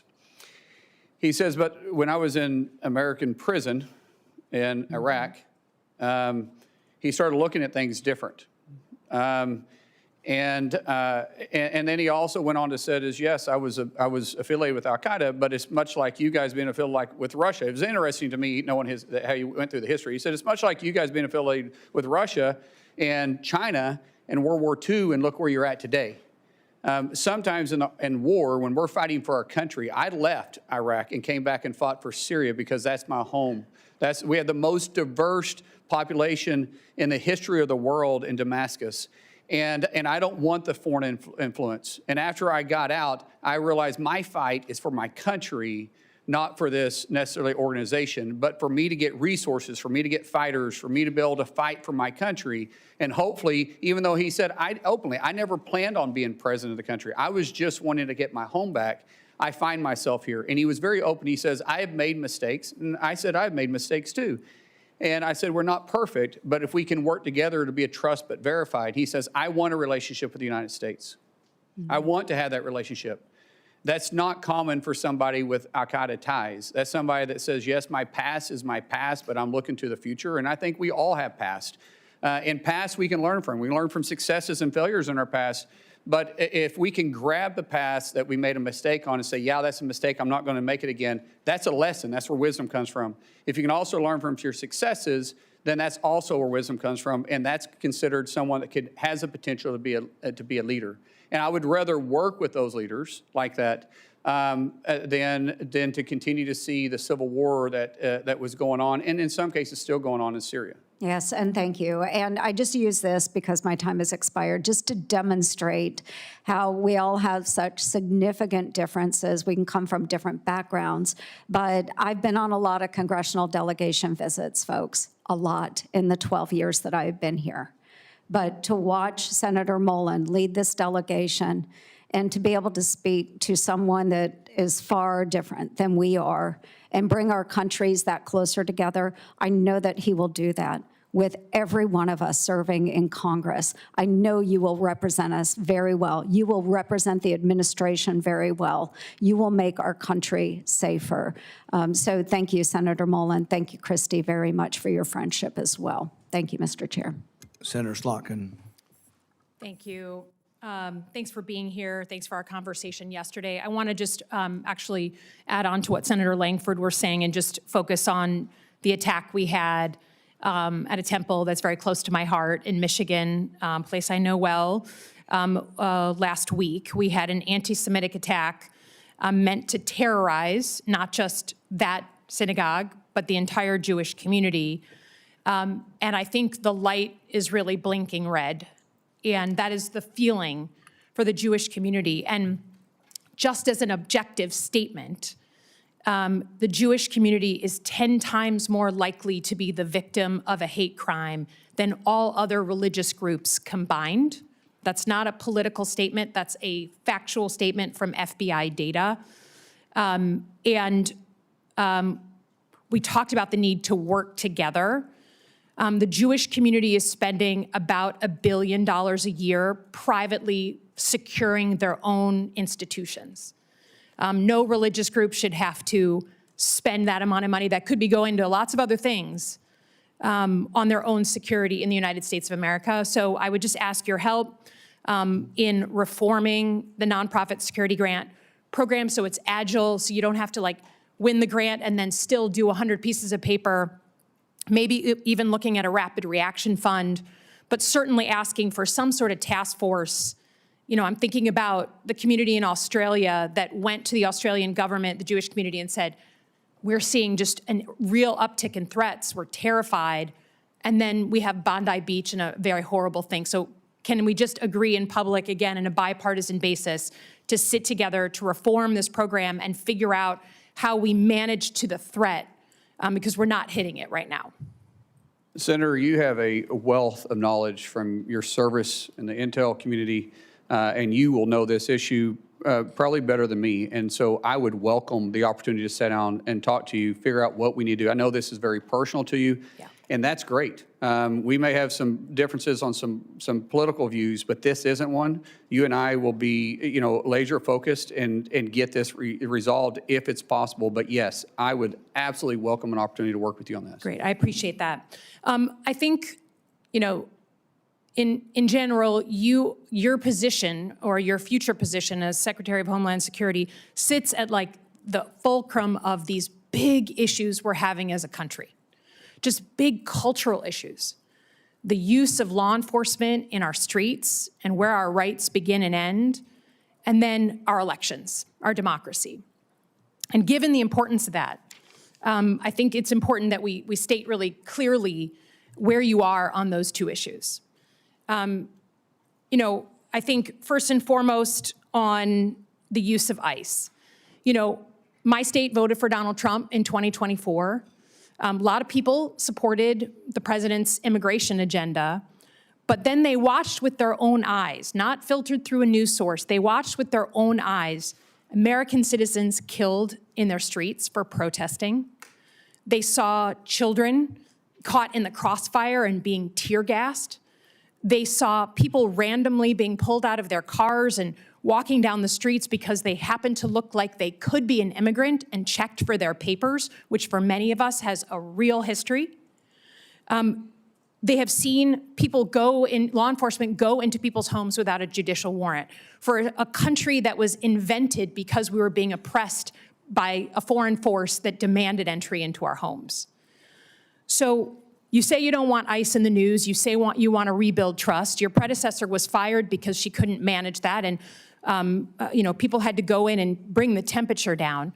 Can you, without other words, just state clearly what you'd be willing to do to fundamentally reform ICE and put into law to do so, since that trust is gone? Ma'am, as you know, I can't make the law. You guys make that for me. But you're going to be the secretary. Yes, I agree, but I can't make the law. I can work within the parameters. No, but tell us what you'd be willing to put into law. So right now, the law that I work into is your guys' decision. We'll work through that. But I do believe there is a better approach. And I think working with municipalities, I would love to see ICE become a transport more than the front line. If we can get back into just simply working with law enforcement, we're going to them and we're picking up these criminals from their jail. One, we're going to reimburse them for having the person there. And have partnership is vitally important. I don't think there needs to be a law to change that. I think I can work within what is there. But there's an approach that can happen, but we got to have partners. Yeah, I understand, but we're not going to agree to this here, but I would just say the ability, the trust is gone, and not just with Democrats. That's why we're here. That's why your predecessor was fired. And there needs to be fundamental reform of this law enforcement agency. And I think that the public writ large is crying out for that. Let me turn to elections. Senator, let me turn to elections. The Department of Homeland Security has the mandate since the Obama era for securing our election infrastructure. That's an important job, and you'll be secretary. The president has continued to say that he won the 2020 election, even though there's been 60 court cases saying the opposite. He has said he wants to federalize the elections. He has said name-check cities, including Detroit. He has said voting machines are inaccurate. He has said in the State of the Union, I was on the Senate floor, paraphrase that if his side doesn't win in November, then the elections were rigged, which is exactly what he said 8 months before the 2020 election. You have your own history. You did not certify the 2020 election. There are people at the Department of Homeland Security, 3 people specifically, who are well-known election deniers now running election security functions. Who won the 2020 election? Ma'am, we know that President Joe Biden was sworn into office. He was the president for the last 4 years. But I do believe won the election? My job as Department of Homeland Security Secretary will be to make sure that we assure that the elections are fair and people can trust them. Does the federal government run the elections process, or do states? It's very clear in the Constitution that the states control state elections, and then there is some federal oversight that's on it, but the federal government can set some standards. So if you're talking about the Save American Act, requiring you, which is within the Constitution, by the way, requiring individuals to be citizens of the United States, I don't think it's too much to ask somebody to prove they're a citizen of the United States. That's not what we're talking about. I'm talking about administering the elections. If you are Secretary of Homeland Security, do you feel you have the authority to put uniformed officers at polling locations in 2026? Ma'am, we said this in your office. The only reason why my officers would be there if there was a specific threat for them to be there, not for intimidation. And so even though we didn't need it during World War II, we didn't need it during Vietnam or the War on Terror, we never had to put uniformed military there. Now, you feel that there's going to be a reason that there's going to be an armed threat to the United States that you need to potentially be there? I can't sit there and guarantee hypothetically what threat would be and not. I'm not putting military. That's not within my privy. Uniformed officers. But if there is a threat, a specific threat, say it's in a Jewish community, and there is a threat that's specific to that polling area, then we will work with local law enforcement. There'll be a reason for us to be there, and it'll be known why we're there. I think the reason you're here and not Kristi Noem is because Americans trust their local law enforcement now way more than they trust ICE. So I would just say, if we ever get to the point where you are being asked to put armed ICE officers at polling locations, we have lost the plot as a country. We have fundamentally lost it. And until I hear someone tell me that this man, President Trump, will actually allow us to have a free and fair election, there is zero trust here, and I cannot trust that he won't try and steal it. Again, I yield back. Senator Moody. Thank you, Mr. Chairman, and congratulations on your nomination. Congratulations to your family. I can't think of a better person at this moment in time to lead such an important agency. Talking about Americans trusting their local law enforcement, I think that is true. I think that's one of the reasons, as the Attorney General in Florida, I worked so closely with our law enforcement, our local law enforcement, to make sure we were triaging our resources and going after really bad people that wanted to harm our community in a way to make our state safer. And part of doing that is we supported them. We made sure that they had resources, they had more the support behind them. They knew that we had their backs. I'm proud that Florida was the first state to have every single county sign up to work with the federal government, because we were dealing with an unprecedented situation following the last administration where you had people working with radicals in that administration to destroy the border, roll out a welcome mat to everyone, and has left our nation reeling from an unprecedented surge of people we don't know who are here, many of which, before they even got here, had committed crimes and have committed crimes since. The way to recover and shore up our communities is to work with, in partnership, local law enforcement who have an expertise in their communities. And it is disheartening to me, not just as a former attorney general or as a former prosecutor, but as the wife of a law enforcement officer and someone that worked very closely with them, it wrecks me to hear them refer to law enforcement in general, especially some of the men and women that serve currently in the Department of Homeland Security, as breaking into people's homes and shooting Americans. And I think we can all acknowledge that we want law enforcement to meet professional standards, to act with the public safety in mind, to comply with the law. But we do not have to disparage an entire profession of men and women who put their lives on the line for you and for everyone in this room, and said that they were going to dedicate their professional careers to stand on that line and put their safety behind yours. When President Trump got in office, so many of these states on the Democratic side said, I will never work with that man to come in and correct and rid the communities of people that are going to do it harm. We won't. In Minnesota, the first thing they said, I will never help that person. I won't lift a finger, the Attorney General said. So in Florida, where you have 67 out of 67 counties signing up, tell me what I can do to help you. In Minnesota, they had like 7 of 87. Does that surprise anyone? No, because their state leader said, we will not help you. We will not go after the most dangerous in our communities. Have at it. See how it goes. We won't lift a finger.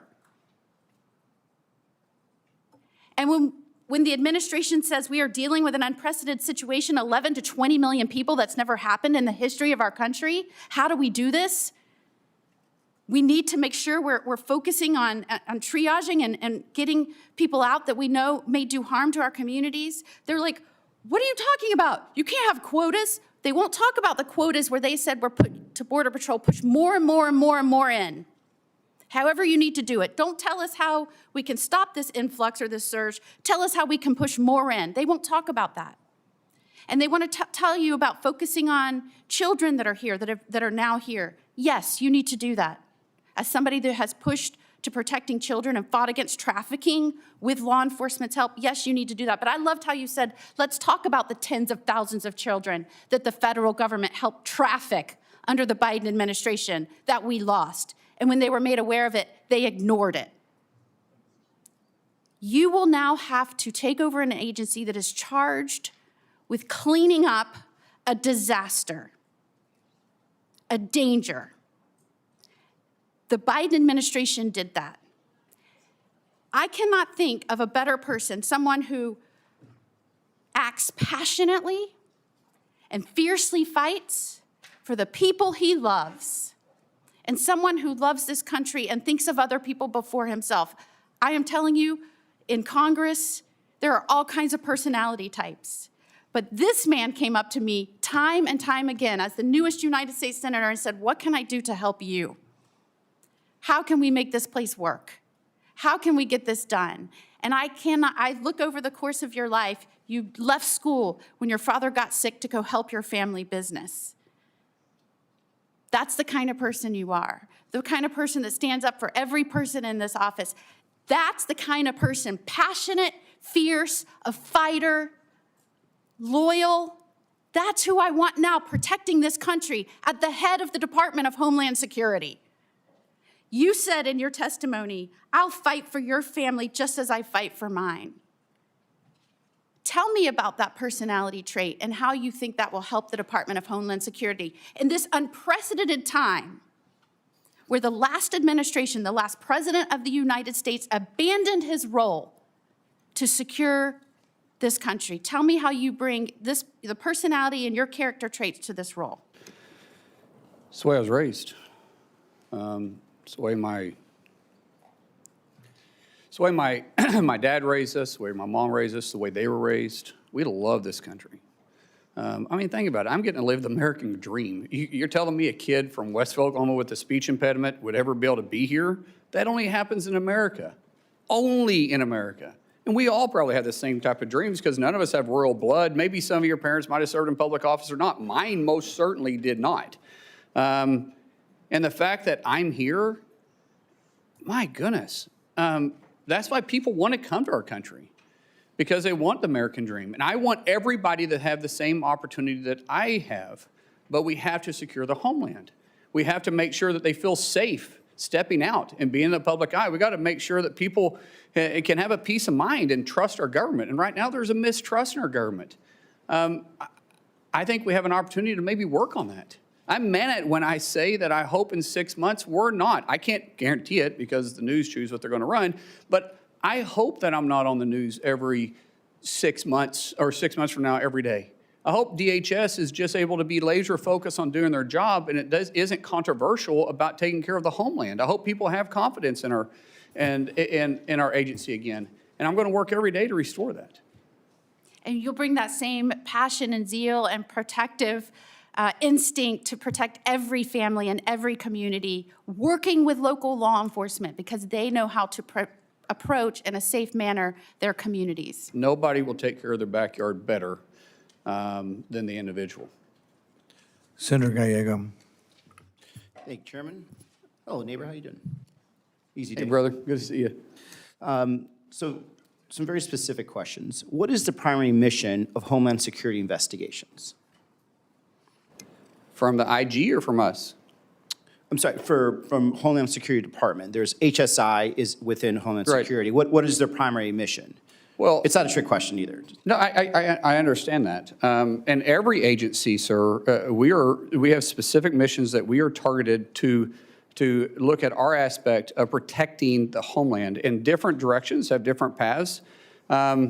And in different agencies, region-wide, there are 22 of them there. We all need to be in the same boat, row in the same direction, working for one common goal. And as I said, that's protect the homeland, bring peace of mind, and secure the confidence of the American people. Okay, so HSI, and being from Arizona, we're very familiar with CBP, ICE, and HSI. HSI specifically is very important because they specialize in dealing with human trafficking, human smuggling, counterfeit, bank fraud, things of that nature. Actually, I have a lot of friends that have worked for them forever. The reason I bring this up is because there is confirmed reports that the Secretary of Homeland Security has ordered HSI agents, pull them off what I just told you were very important missions, to go to Arizona and investigate the 2020 election results, right? That's a very big concern of mine because these agents should be doing the work they're doing. A lot of them already are, field ICE agents instead of actually doing these long-term investigations. But now they're not even doing the ICE enforcement. They're literally going back and looking into conspiracy theory. So, for my experience and seeing you both on the House and the Senate, do you believe that Joe Biden won Arizona in the 2020 presidential election? The reason I ask is because, again, you're potentially deploying HSI agents to Arizona to check a result using our taxpayer dollars to follow up on a conspiracy theory. Sir, I'm not familiar with what the former secretary did here, and nor am I here to debate what happened in 2020. I do know that there's an opportunity to look at 2020 and make sure that anything that went wrong we can fix moving forward, because what we wanted to make sure is that in the next election, be it the midterms or in 2028, the American people trust our election system. Trust is vitally important. I want to always look at past mistakes and past successes, because I've addressed this multiple times, and I know everybody's busy here, and I know you didn't get to hear me earlier. But Senator, I think we can always do better, and I want to do that. Just like you and I, we've worked on immigration issues before, but because we both know we can do it better. But you're talking about perspective. I'm talking about going back, and the fact that we're using Homeland Security funds, investigators that should be using their time and value more to check onto something that, by the way, had multiple independent audits, even one run by the Senate Republican and Senate State House representatives that passed, accuracy tests, hand counts, 14 court cases that were confirmed that Biden won in my state. And so when I have personal friends that are HSI agents, friends that I know are telling me they are now being diverted from their duties, and what they're doing is they're instead of investigating child sex trafficking, child abusers, drug traffickers, which I don't disagree, we have not been doing the best at, and certainly I think a lot of that was under the Biden administration, did not do that sufficiently. But now instead of it not being done, now we have the opposite, where some of these best trained people are being ordered by somebody within the chain of command of the White House, which I get to question later, to go investigate this false this false conspiracy theory, right? And like, as much as, for me, a concern of mine, because, I do know you very personally, and we got into work together, and I think you're an upstanding guy, and I reject this idea that you're not qualified for this job 100%. But when it comes to something as existential as this, that's when I have to start questioning, like, are you going to be in charge of a department that's going to say, you know what, HSI should not be used for this? As a matter of fact, no one in Department of Homeland Security should be used to do and investigate an election conspiracy. So that's, what I want to communicate on this is, like, I really urge you just to end that investigation. There's no reason why we need to be relegating back to 2020. There certainly isn't any reason why we should be using these highly trained professionals that should be going after some horrible people to be investigating conspiracy theories that have been litigated multiple times, and put them back where they were.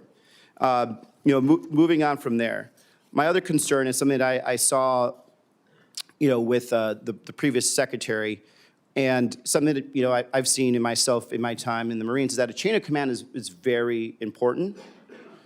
I don't believe there was a real chain of command that was in the Secretary of Homeland Security. And when I say that, it's because I think Stephen Miller was the person that was actually calling the shots there, and you could see the results of what occurred. You had men and women in ICE and CBP that felt that they were unaccountable, talking to actual ICE and CBP agents from Arizona that got deployed to Minnesota. They don't know who really was in their chain of command. They didn't have operational orders. A lot of them did not understand, how to actually engage with the public at all.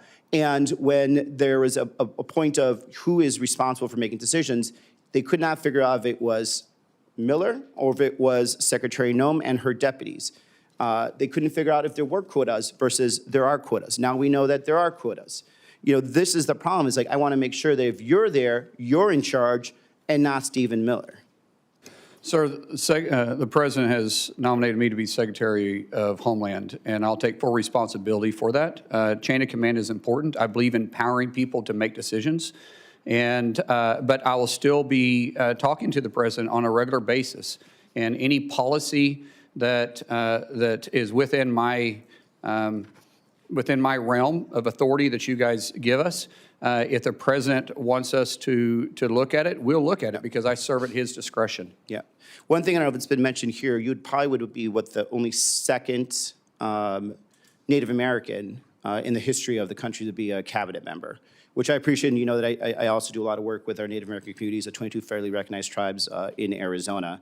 And the one concern I also have is that when it comes to building some of these installations on the border, there has been very, very little to no tribal consultation, especially with some of our border tribes, the Totowa O'odham Nation, where we are building walls in areas that doesn't have much like you ESL. So I have problems with the English once in a while too.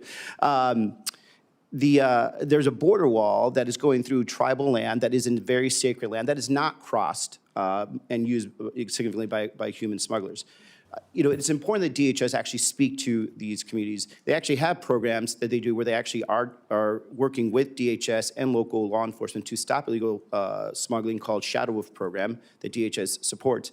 But this last administration and DHS did not talk to them whatsoever, did not talk about, did not even give the vague idea of tribal consultation, and now they're just building into some areas that has, unfortunately, some burials of some of their, the people from their tribe. And so I think it's important that we reestablish tribal sovereignty, and I hope because of your background, you'll understand and appreciate that. I respect tribal sovereignty, and there's a lot of technology. Now, we do have a job to secure the border, but we will work with tribal nations because there's other ways to have a physical barrier where you can have technology there too. And I don't think anybody would complain about that, but yes, you know my background. We have worked on tribal issues a lot, and I appreciate your passion. And I have a lot of good friends in Arizona with tribes that have that we've been on have good relationships with. And these tribal nations would absolutely work with you as long as they felt that there was the respect and also respect for the land, because we have a history of that.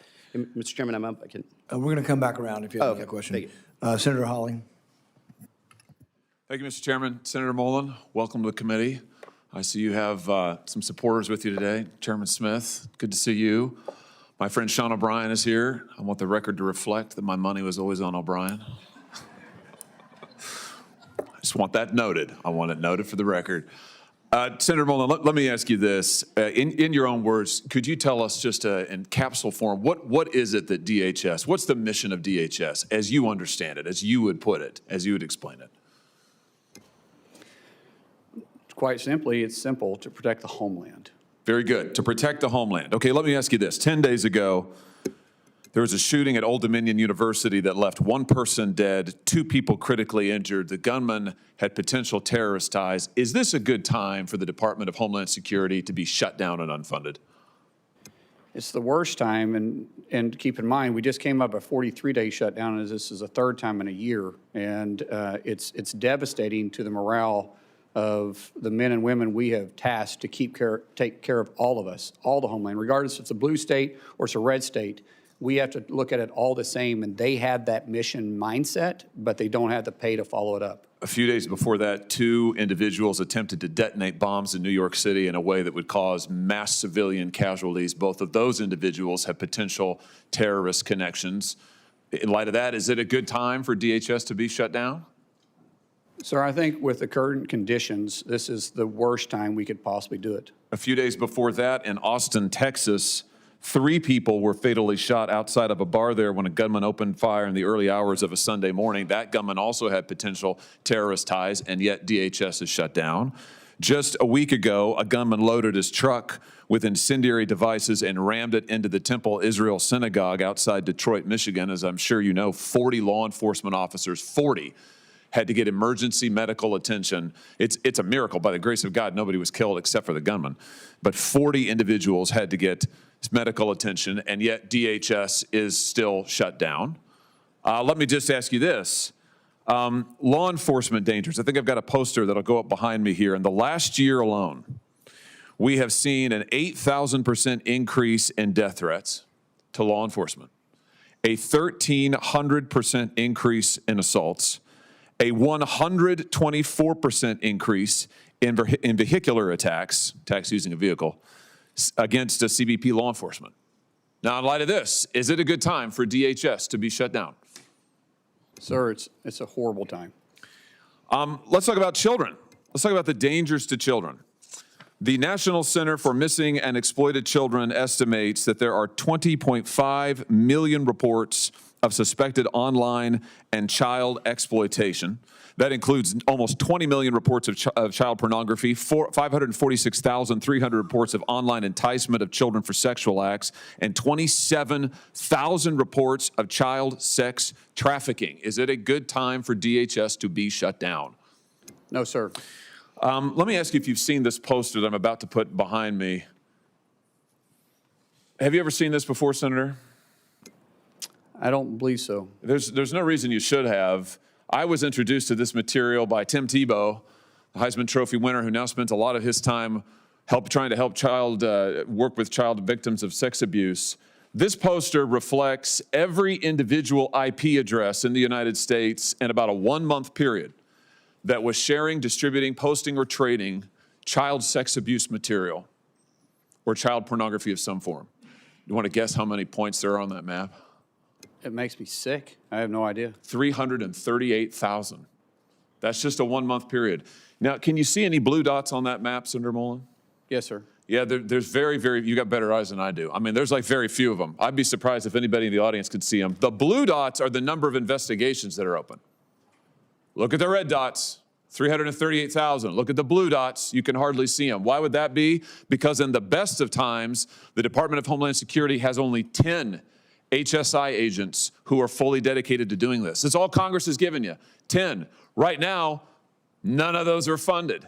Is this a good time for the Department of Homeland Security to be shut down? I think any parent can look at that and it makes you sick, especially with teenage daughters like myself. That's scary. We have to focus on this. It's very scary. That's exactly right. I'm glad to hear you say that.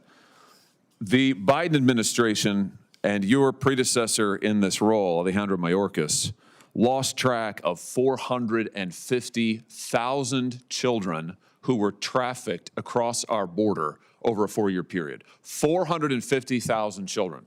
It's the biggest child trafficking ring that was set up under the last administration in the history of this country.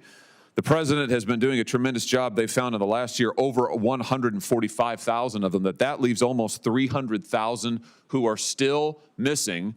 And yet, the Department of Homeland Security is unfunded and shut down. Let me just ask you again, does it seem like a good time for that? No, sir.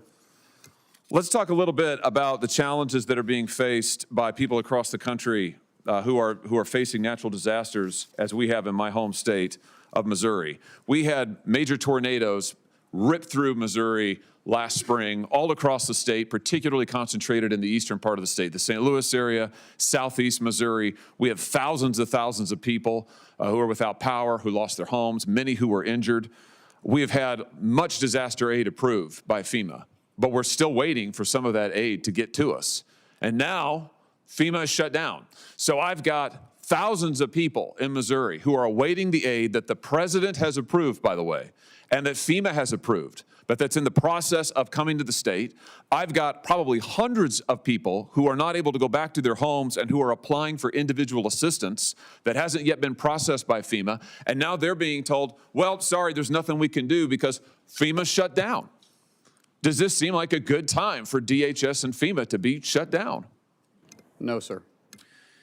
In any airport in the country right now, if you go and look, you will find hours, backups of 4 and 5 hours. You'll find TSA agents. You alluded to this earlier, Senator. Over 10% of TSA agents now are not able to come to the job. Why? Because they make on average $45,000 a year. They can't afford their rent. They can't afford to buy groceries for their kids. They've missed now 2 paychecks. This is endangering the security of our flyers. It's endangering the security of our airports. This is a terrible time for DHS to be shut down. Here's my point. Whether we're talking about children who are missing, whether we're talking about the situation against our law enforcement officers, whether we're talking about the dangers to the homeland, we are involved in a major conflict overseas. This nation's homeland needs to be secured, and yet my friends across the aisle have shut down the Department of Homeland Security. They have defunded every agency we just talked about, and I just want to ask them, how long is it going to take? How long are these children going to have to wait in exploitation? How many more are going to have to go missing? How many TSA agents are going to be able to afford to put food on the table for their children? How long are the people of St. Louis and southeast Missouri going to have to wait to get back into their homes before we can finally have a vote to reopen the Department of Homeland Security? It is long past time. I welcome your nomination. You're going to be a terrific leader of Homeland Security. I can't wait to see you there. But it's time for this Congress to do its job and fund DHS and protect the homeland of the United States of America. Thank you, Mr. Chairman.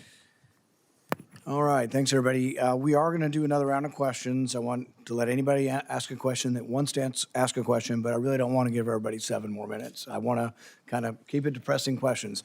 We'll start on the Republican side. Does somebody have a pressing question they didn't get to ask or would like to ask? I'll use back. Anybody else? Senator Ernst. Yes, thank you. Again, Senator Mullin, I truly appreciate you being here. And I do want to ask some questions. I do want to follow up. So many people have pointed out the various departments that exist and are not being funded under DHS. So we have a really, really significant anniversary coming up this year. So Most people will think it's our nation's 250th, which is extraordinary. But the other significant anniversary that has impacted so many of us, especially those of us that have served in uniform, significant anniversary, the 25th year of September 11th, 2001. So right now, we are currently in our 32nd day of the Department of Homeland Security being shut down. We have men and women serving in TSA, in FEMA, in the Coast Guard, Secret Service, in the Cybersecurity and Infrastructure Security Agency, all of them under DHS, not being funded. Now, I just heard in the first round of questions, one of my colleagues on the left say, this has nothing to do with ICE. They are funded. If it has nothing to do with ICE, why are we not funding these agencies that protect Americans? Especially as we're coming up on the 25th anniversary of September 11th this fall. It's a significant anniversary. I hope never to repeat it. But the fact of the matter is that there is a greater possibility of September 11th happening all over again because we are not properly funding the men and women that protect our homeland. So I don't want to hear folks say it has nothing to do with ICE, because I do believe when we get into the politics of this, it is about ICE. It is about ICE. So I would love for my friends on the left to acknowledge it's about ICE, but acknowledge that protecting our homeland is much more important than the politics of this. So, yes, question. Senator Mullin, do you think it's time to set aside the partisan politics and partisan games and fund DHS as a whole so that the department can be fully functioning to protect Americans, especially as we are approaching this fall, the 25th anniversary on one of the greatest attacks that we have ever seen on our homeland? Yes, Senator. I look at this as a political theater that we're playing games with, and we're risking people's lives, and we're disturbing people's lives. As I stated earlier, we have 280,000 employees in DHS that's still on the job, still working, still keeping us safe without pay. I don't know how in good conscience you could sit there and think that's okay. It is not okay, and I look forward to your leadership at Department of Homeland Security. Thank you, Senator Mullin. I yield back. Senator Peters. Yeah, I have a couple questions for Yes, sir. you, Senator Mullin. But before that, I just want to clarify what we're hearing about funding for Homeland Security. I think the political theater has been on the Republican side, because there is really no debate with any of my Democratic colleagues that we need to fully fund FEMA, that we need to fully fund the Coast Guard. We need to fully fund CISA, to fund all of those other areas. The TSA folks all should be fully funded. But unfortunately, my Republican colleagues who control the floor, you are in the majority, you determine which bills go on the floor and which ones are up for a vote. The way we can do that so we don't have a floor vote is we can go and move by unanimous consent and move a bill and say, is there anybody that objects to this bill? And if they don't object, it immediately is passed. That's the procedure. So folks at home watching this, we have bills that will immediately pass and could pass today. We have put on the floor bills to fully fund TSA, and my Republican colleagues have objected. I heard all this support for TSA today, so I hope you tell your colleagues, don't object to the TSA funding bill. Please don't do that. We could pass it today. God, that would be great. But we heard a lot of theater, all this stuff, FEMA, pass it today. Coast Guard, pass it today. CISA, cybersecurity, pass it today. So as the nominee for Homeland Security, I would hope you would tell your colleagues, boy, this is really important. Don't object to the bill that allows us to pay for this. Now, granted, the CBP and ICE are not in there because we are around negotiating about making sure that there are guardrails in place so that local or that federal agents have to abide by the same rules as local police. You know, when I go home and I say that, everybody says, really? They don't have to do that now? I'm like, no. But Republicans are going to hold TSA hostage. They're going to hold Coast Guard hostage. They're going to hold FEMA, CISA. They're going to hold it all hostage because they don't want to give any ground on making sure we just have common sense guidelines. We have a solution for that. Pass the bills for all of these other agencies. Pass them. They can happen today. We've tried for the last 2 weeks, and my Republican colleagues object. Don't object anymore. And then let's focus on trying to come together. And I appreciate your comments about how we come together. Let's come together and figure out how we put common sense guidelines in place for federal agents that are operating in our communities. You've expressed an interest in doing that today, and I take you at your word for that. So let's do that. But let's not make TSA a hostage in this whole thing. Let's pass the bills. We can do it. So I've heard it. I heard HSI funding from one of my colleagues here. I want to be clear, HSI is funded because both CBP and ICE are fully funded because of the big bill that passed last year. So that funding isn't even in jeopardy. What's in jeopardy, we can fix today. All the things that are not being funded, we can fund today. And every single Democrat is for it. There's only one Republican, it only takes one Republican to object, and apparently that keeps happening. I'd talk to that one Republican and say, stop objecting to this. If you truly all believe in that, stop objecting to it. HSI is getting money now because of the big bill. But what's the problem with HSI? And I agree with my colleague with child exploitation. I'm going to be at the top of the list when it comes to making sure we're doing as much as we can to stop that. But unfortunately, this administration has actually transferred all those HSI people to immigration enforcement. They're not even doing what they were supposed to be doing. So I would hope if you are confirmed, you will bring those folks back to their role that my colleague says is so important, which I agree with. But why did the administration send them off to immigration work then? Apparently, the administration doesn't think it's as important as my colleague. And I just want to wrap up here. Questions that we had related to your bio. And the biography is important. And it's important that we fully understand how you're presenting yourself. And if there are any ambiguities, we want to work that out.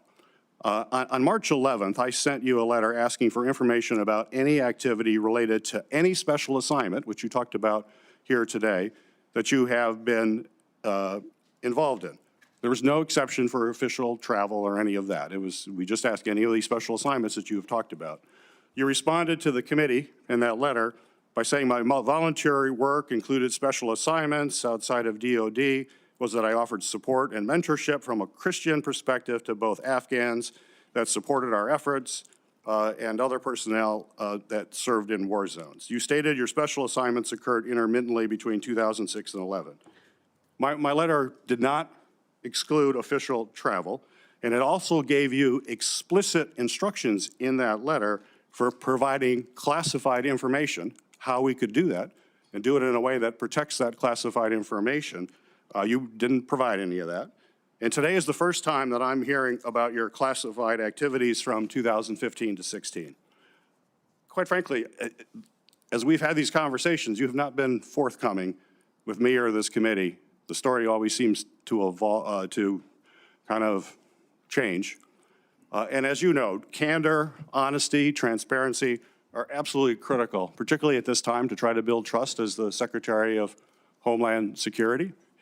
So we have to clear this up. We feel pretty strongly we have to understand exactly what this is, especially with all your public comments that have raised a lot of questions. We've checked. The SCIF is available. We're going to go in the, we would love to have you come to the SCIF and tell us exactly what you're talking about. I think that'll put my colleagues' mind at peace. Would you be willing to go to the SCIF this afternoon and tell us the classified activities you're talking about? Sir, I think this committee made it very clear with the paperwork they gave me that I do not have to disclose my my official travel. That was part of the documents. And it went over 2 or 3 times. I complied with exactly what the committee said.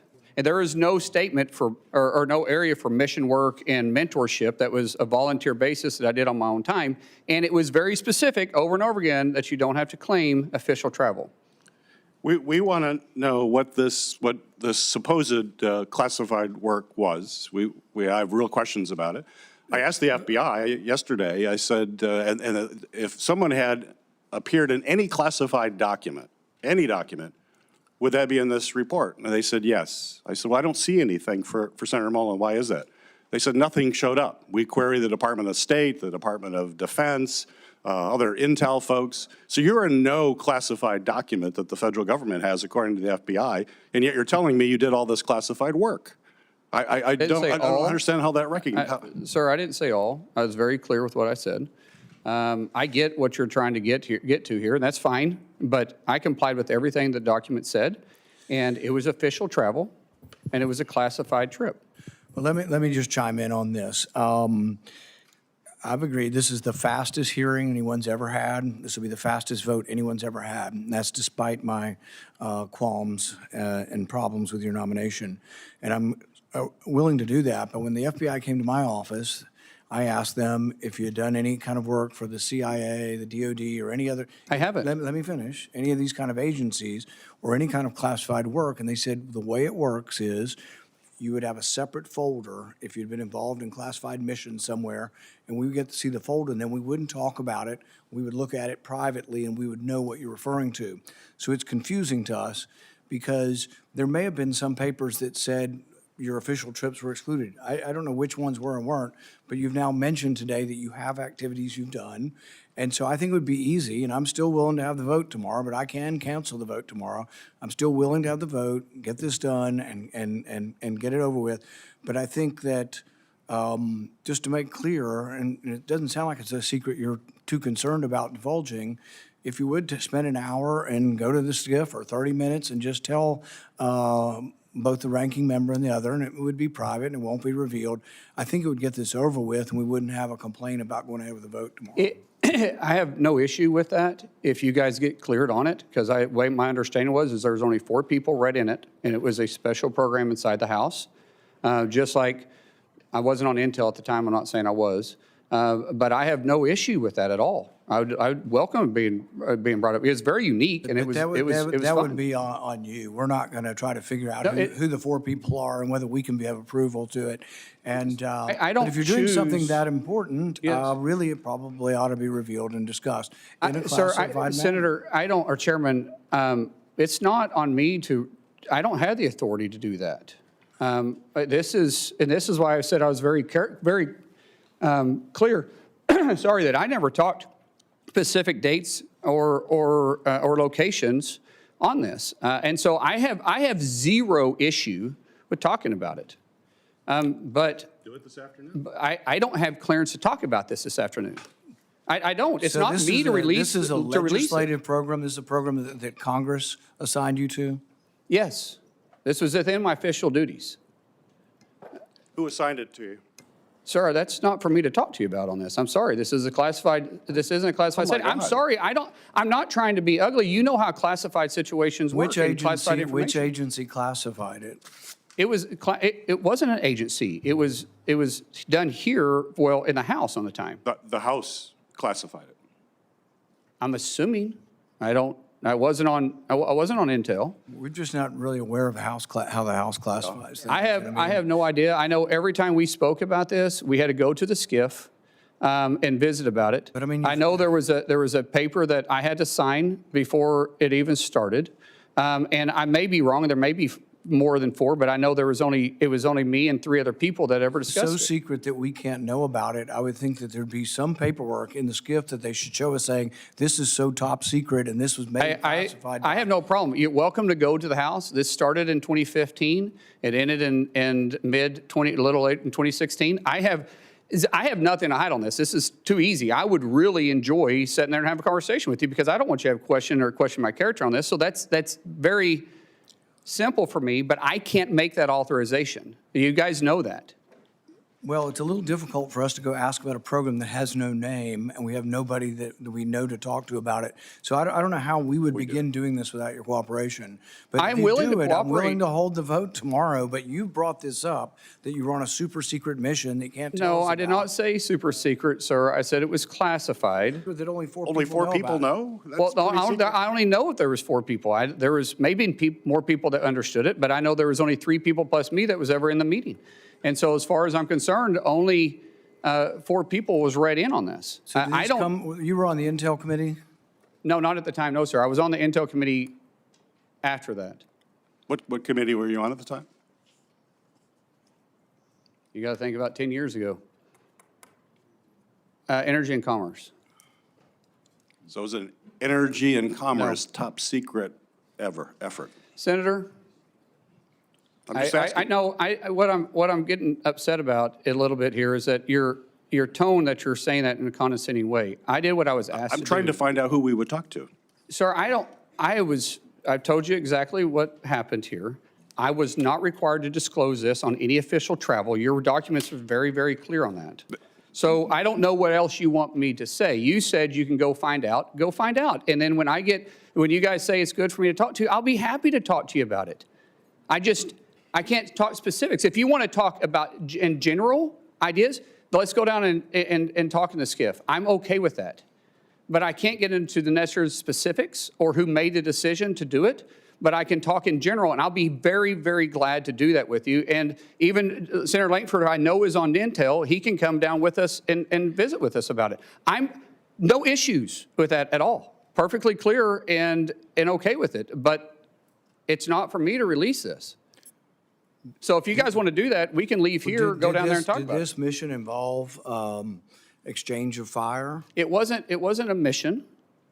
It was an official travel with specific deals or for specific fact finding, just like any official travel is, that they wanted clarification on. And so, like I said, be happy to talk to you about it if you guys want to. And it was in a conflict zone? Sir, once again, I'm not talking about specific details or dates because we've revealed that this was a classified situation. Now I'm not going to talk about because anything I've talked about in the past wasn't referencing any of this, but I'm definitely not going to get into it now. It's talking about specific dates or details. We would have no way of exploring this unless you were willing to cooperate on who did. I don't know, Chairman, I don't know what else you said, what else you want me to do. I said I will go down there and talk about this with you in a skip, but I can't give the specific, all the specific There's no details. reason to think that somehow we're not qualified to look at classified information. And so the thing is we would There have to know. there is a lot of programs out there, Chairman, that you know is based on a need to know. Right. And maybe you can talk to Senator Langford about this too. Senator Langford, would you like to talk about? I'm glad to jump in. This feels, as my mom used to say, a mountain out of a molehill, where he is offered over and over and over again to say, let's get into a classified setting. I just left the worldwide threats hearing where I had to run over to be able to run back there. And meeting with all the folks there were several questions that I asked there that they gave me a partial answer and said, I'll give you the rest of this answer in a skiff. And everybody goes, oh, okay, I get that.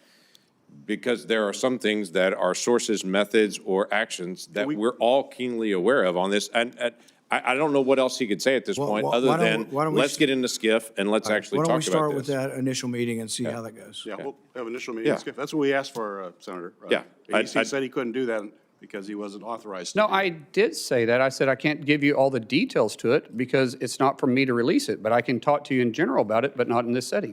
Yeah, and let's get the information out and be able to talk it through and be able to find out what this is. All of us have been in classified settings before. Let's try to get it done this afternoon so we can. I'm available proceed right with after that. this. So All if right. we're, Senator or Chairman, if you want to, we can go leave from here and go straight there. And let's try to get the hearing finished. So I really want to, let's try no more speeches back and forth on all the ICE stuff if we can. If you kind of just conclude that one, can I come back to you in a minute? Sure. All right.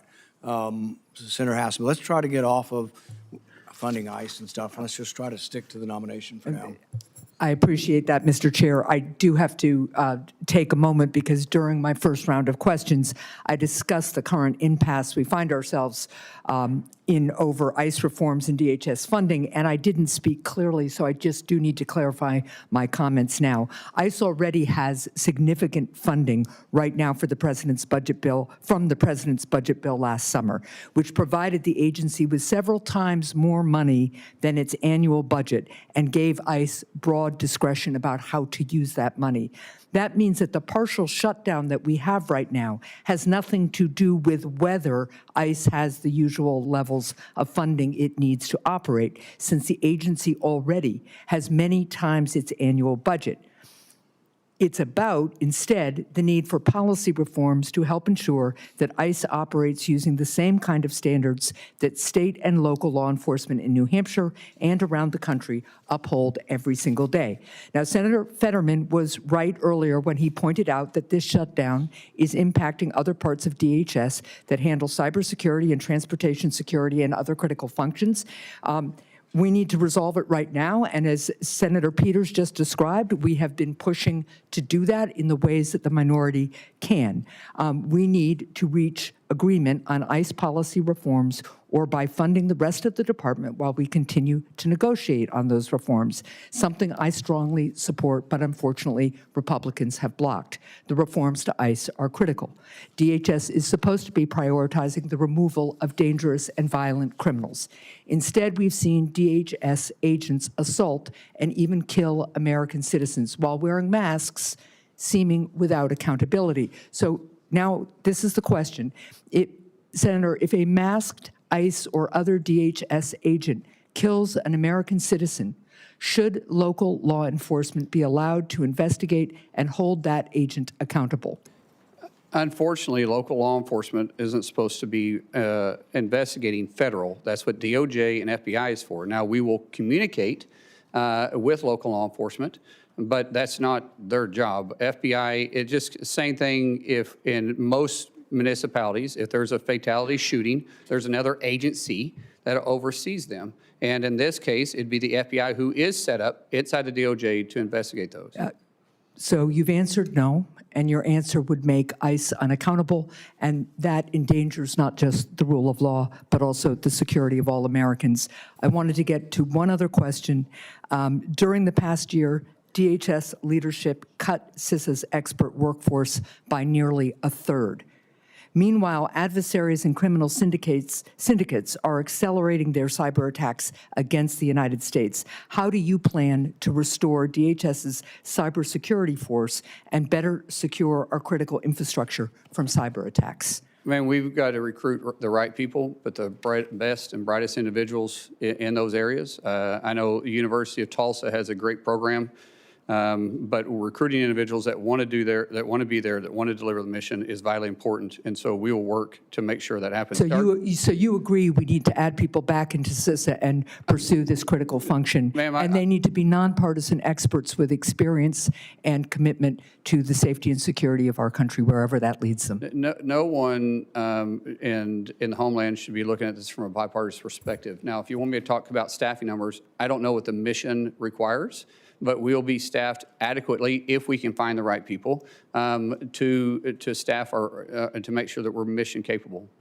Thank you, Mr. Chair. Out of respect for your desire to move things along, I will submit for the record a question on non-intrusive imaging at the border. It's supposed to be ready to do for every vehicle entering the United States, especially to detect fentanyl.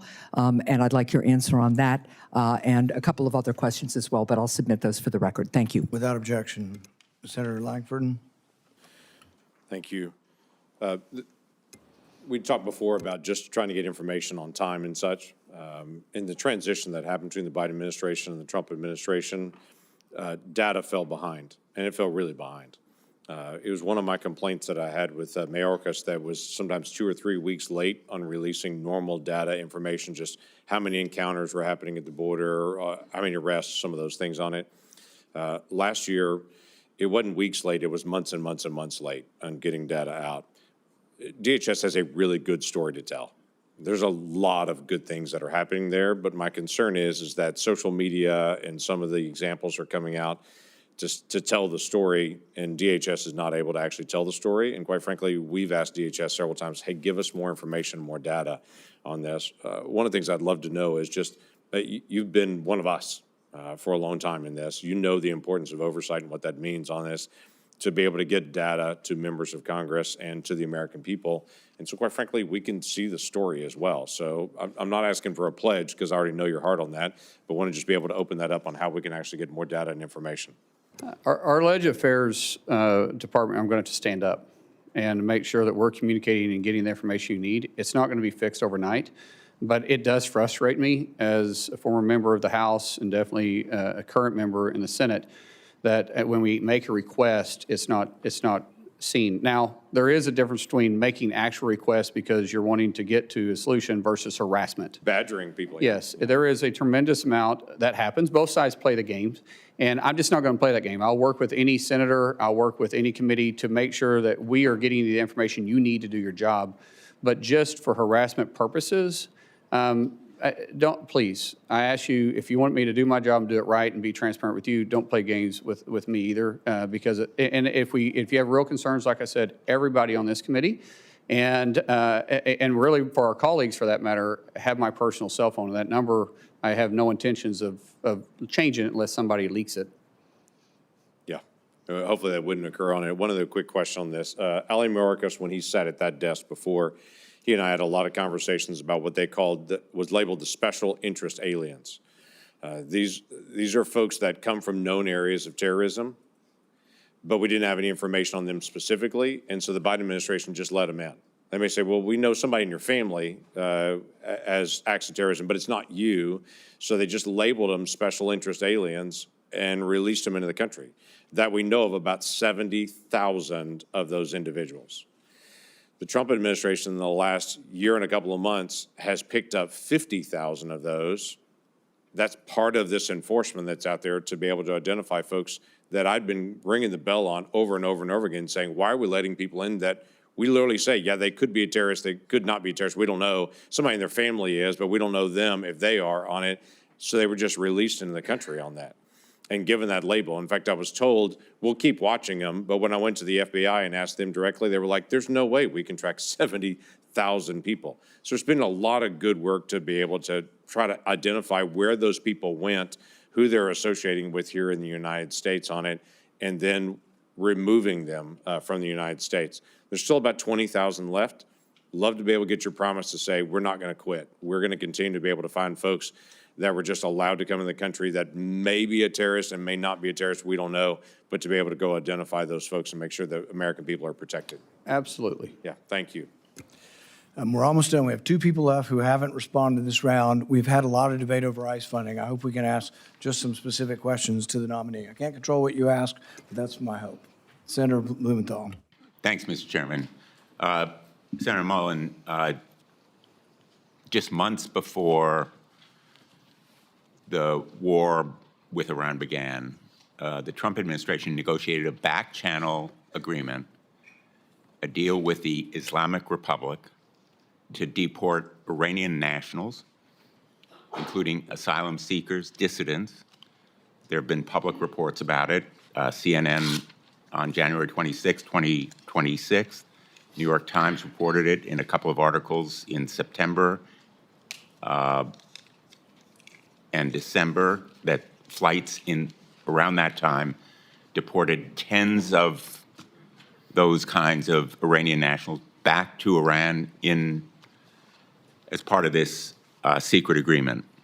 I want to tell you about one husband and wife, Christian converts from Islam, who were sentenced in absentia to 9 and 11-year sentences by the Islamic Republic. They fled to the United States seeking asylum, but they were detained by ICE on arrival. The wife was deported. She managed to take refuge in Turkey. The husband, I'll call him Mr. H, is still here, but he's facing deportation despite showing scars from the beating he received by a government gang.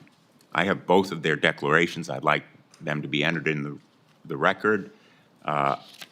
There are Iranian-American organizations like the Iranian-American Legal Defense Fund that have further information. I have no doubt that you share my outrage about the treatment of this couple and other Iranian nationals who were deported possibly to torture and death in Iran. Will you agree with me and commit that we should stop deporting such people? Ma'am, sir, I don't know the specifics behind this. I think before I can talk about in hypotheticals, I would need to know what the reasons behind it, but I don't want to deport anybody that's here illegally, or here legally, I mean. And most definitely not individuals that have done everything possible to be a contributor to society. But in these specific cases, I don't know. I'm not familiar with them.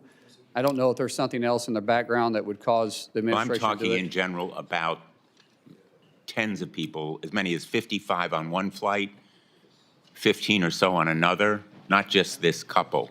But in principle, we should not be sending Iranian dissidents and asylum seekers back to Iran. Wouldn't you agree? Sir, we do know that our enemies want to infiltrate us and use our rules and our generosity against us. And so I don't know the specifics of these. I don't know their background. I don't know what the reasons was, but I will be happy to look into it. Let me ask you about another topic. I'm glad that you've committed that there will not be the kind of review that Secretary Noem imposed on contracts above a certain amount uniformly by your office. But I'd like your commitment that you will help us investigate another abuse of authority.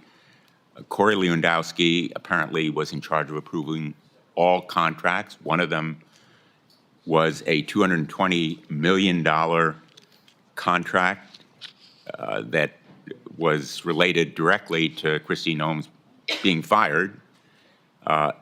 They bypassed procurement rules to award that contract to a shell company that was created days before to benefit a Republican consulting firm with close ties to Secretary Noem and Mr. Lewandowski. Will you commit to cooperating with our investigation, the Permanent Subcommittee on Investigation, making documents and personnel available to congressional and other investigations into those contracts awarded by Secretary Noem and Mr. Lewandowski? Senator, I've heard these same reports. I know the IG, Joseph, I don't know him personally. That's why I say Joseph. Some people call him Joe. Is open investigations. We will cooperate with him. And provide all the documents and records that are Yeah, necessary I'll leave this that to the committee to Inspector do General. its work. That's what I'm asking.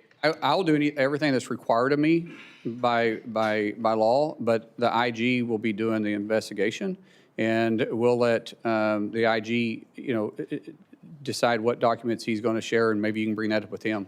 Well, in fact, Secretary Noem obstructed the investigations underway by the IG.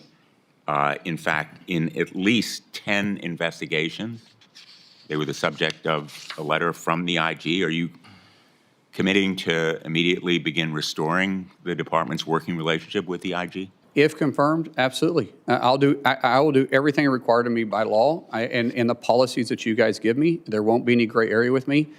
We want to have a good relationship with the IG. He's got a job to do, and every other agency that's underneath DHS and has you'll a job to do. cooperate with the committee in providing those. Sir, I've everything that is required of me to report, and anything that you want the IG to do, that's between you and the IG.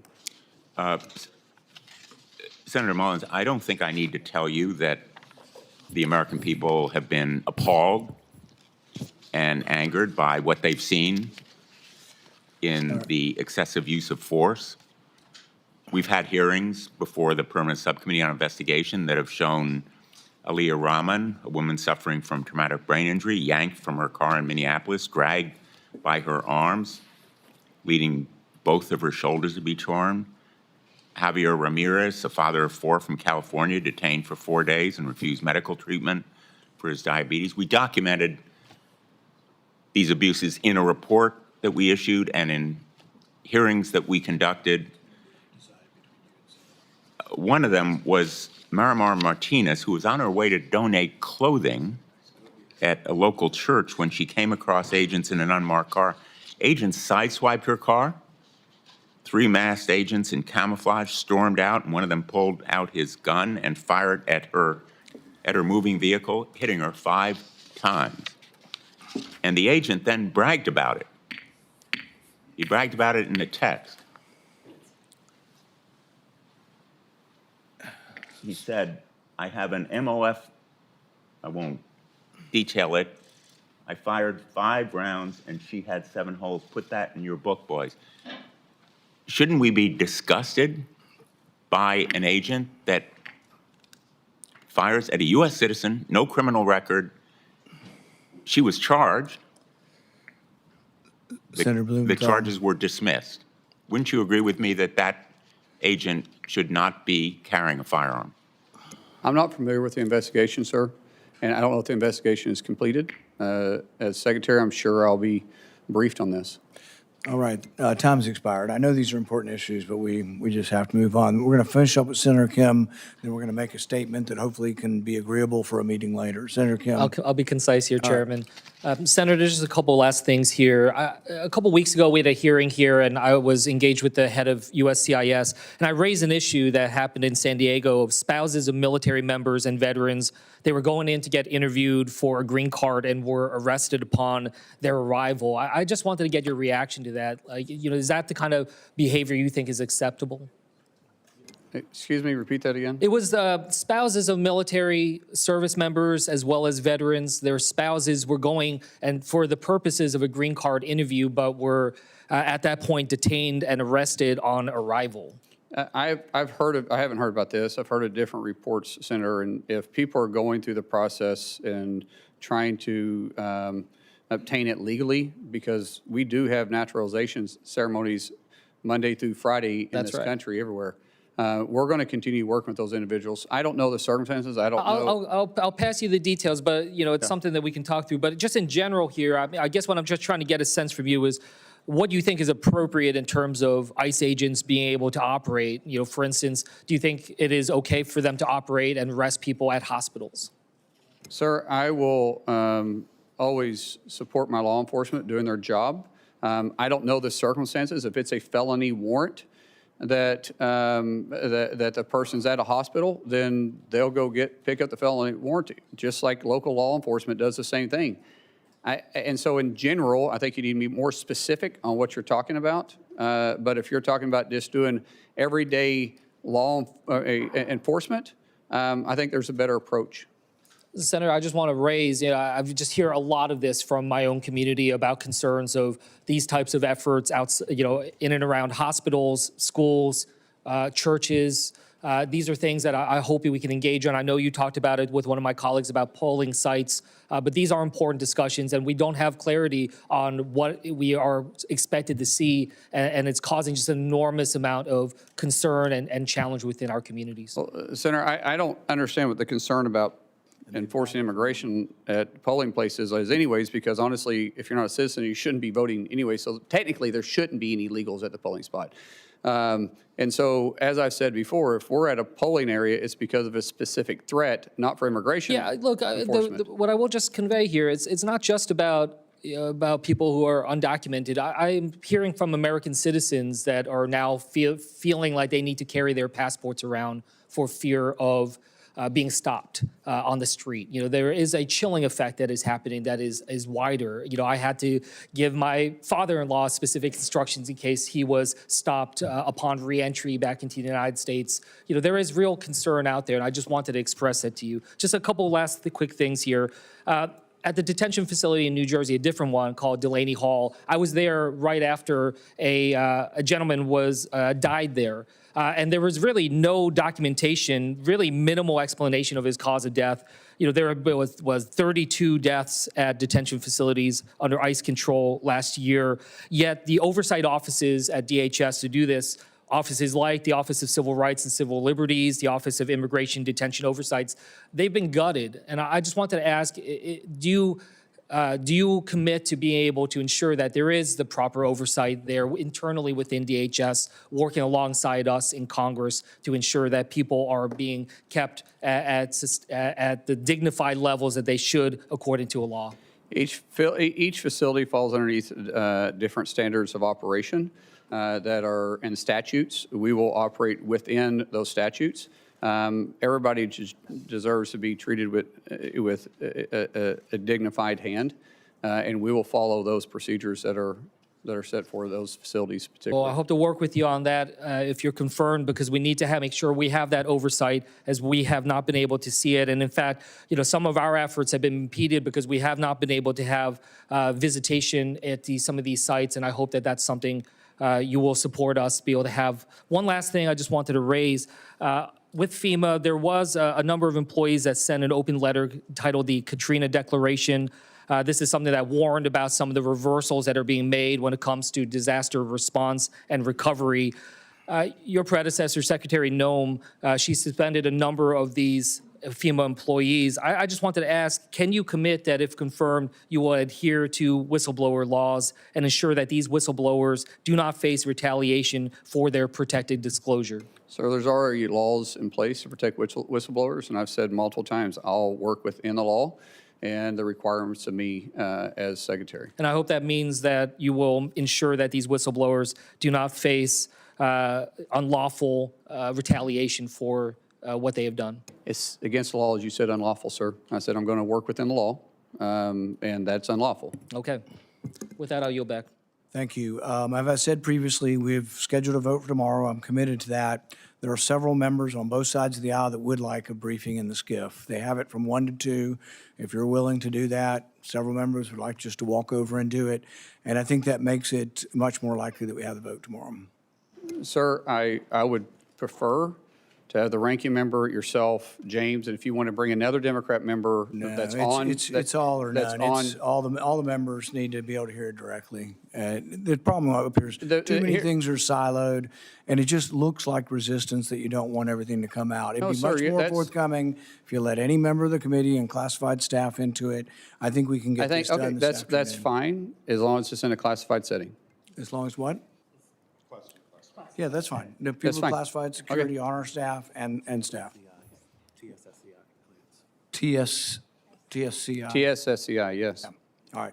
All right, thanks everybody for coming today. The nominee has filed responses to biographical and financial questionnaires, answered pre-hearing questions submitted by the committee, and had their financial statements reviewed by the Office of Government Ethics. Without objection, this information will be made part of the hearing record, with the exception of the nominee's financial data, which are on file with the committee.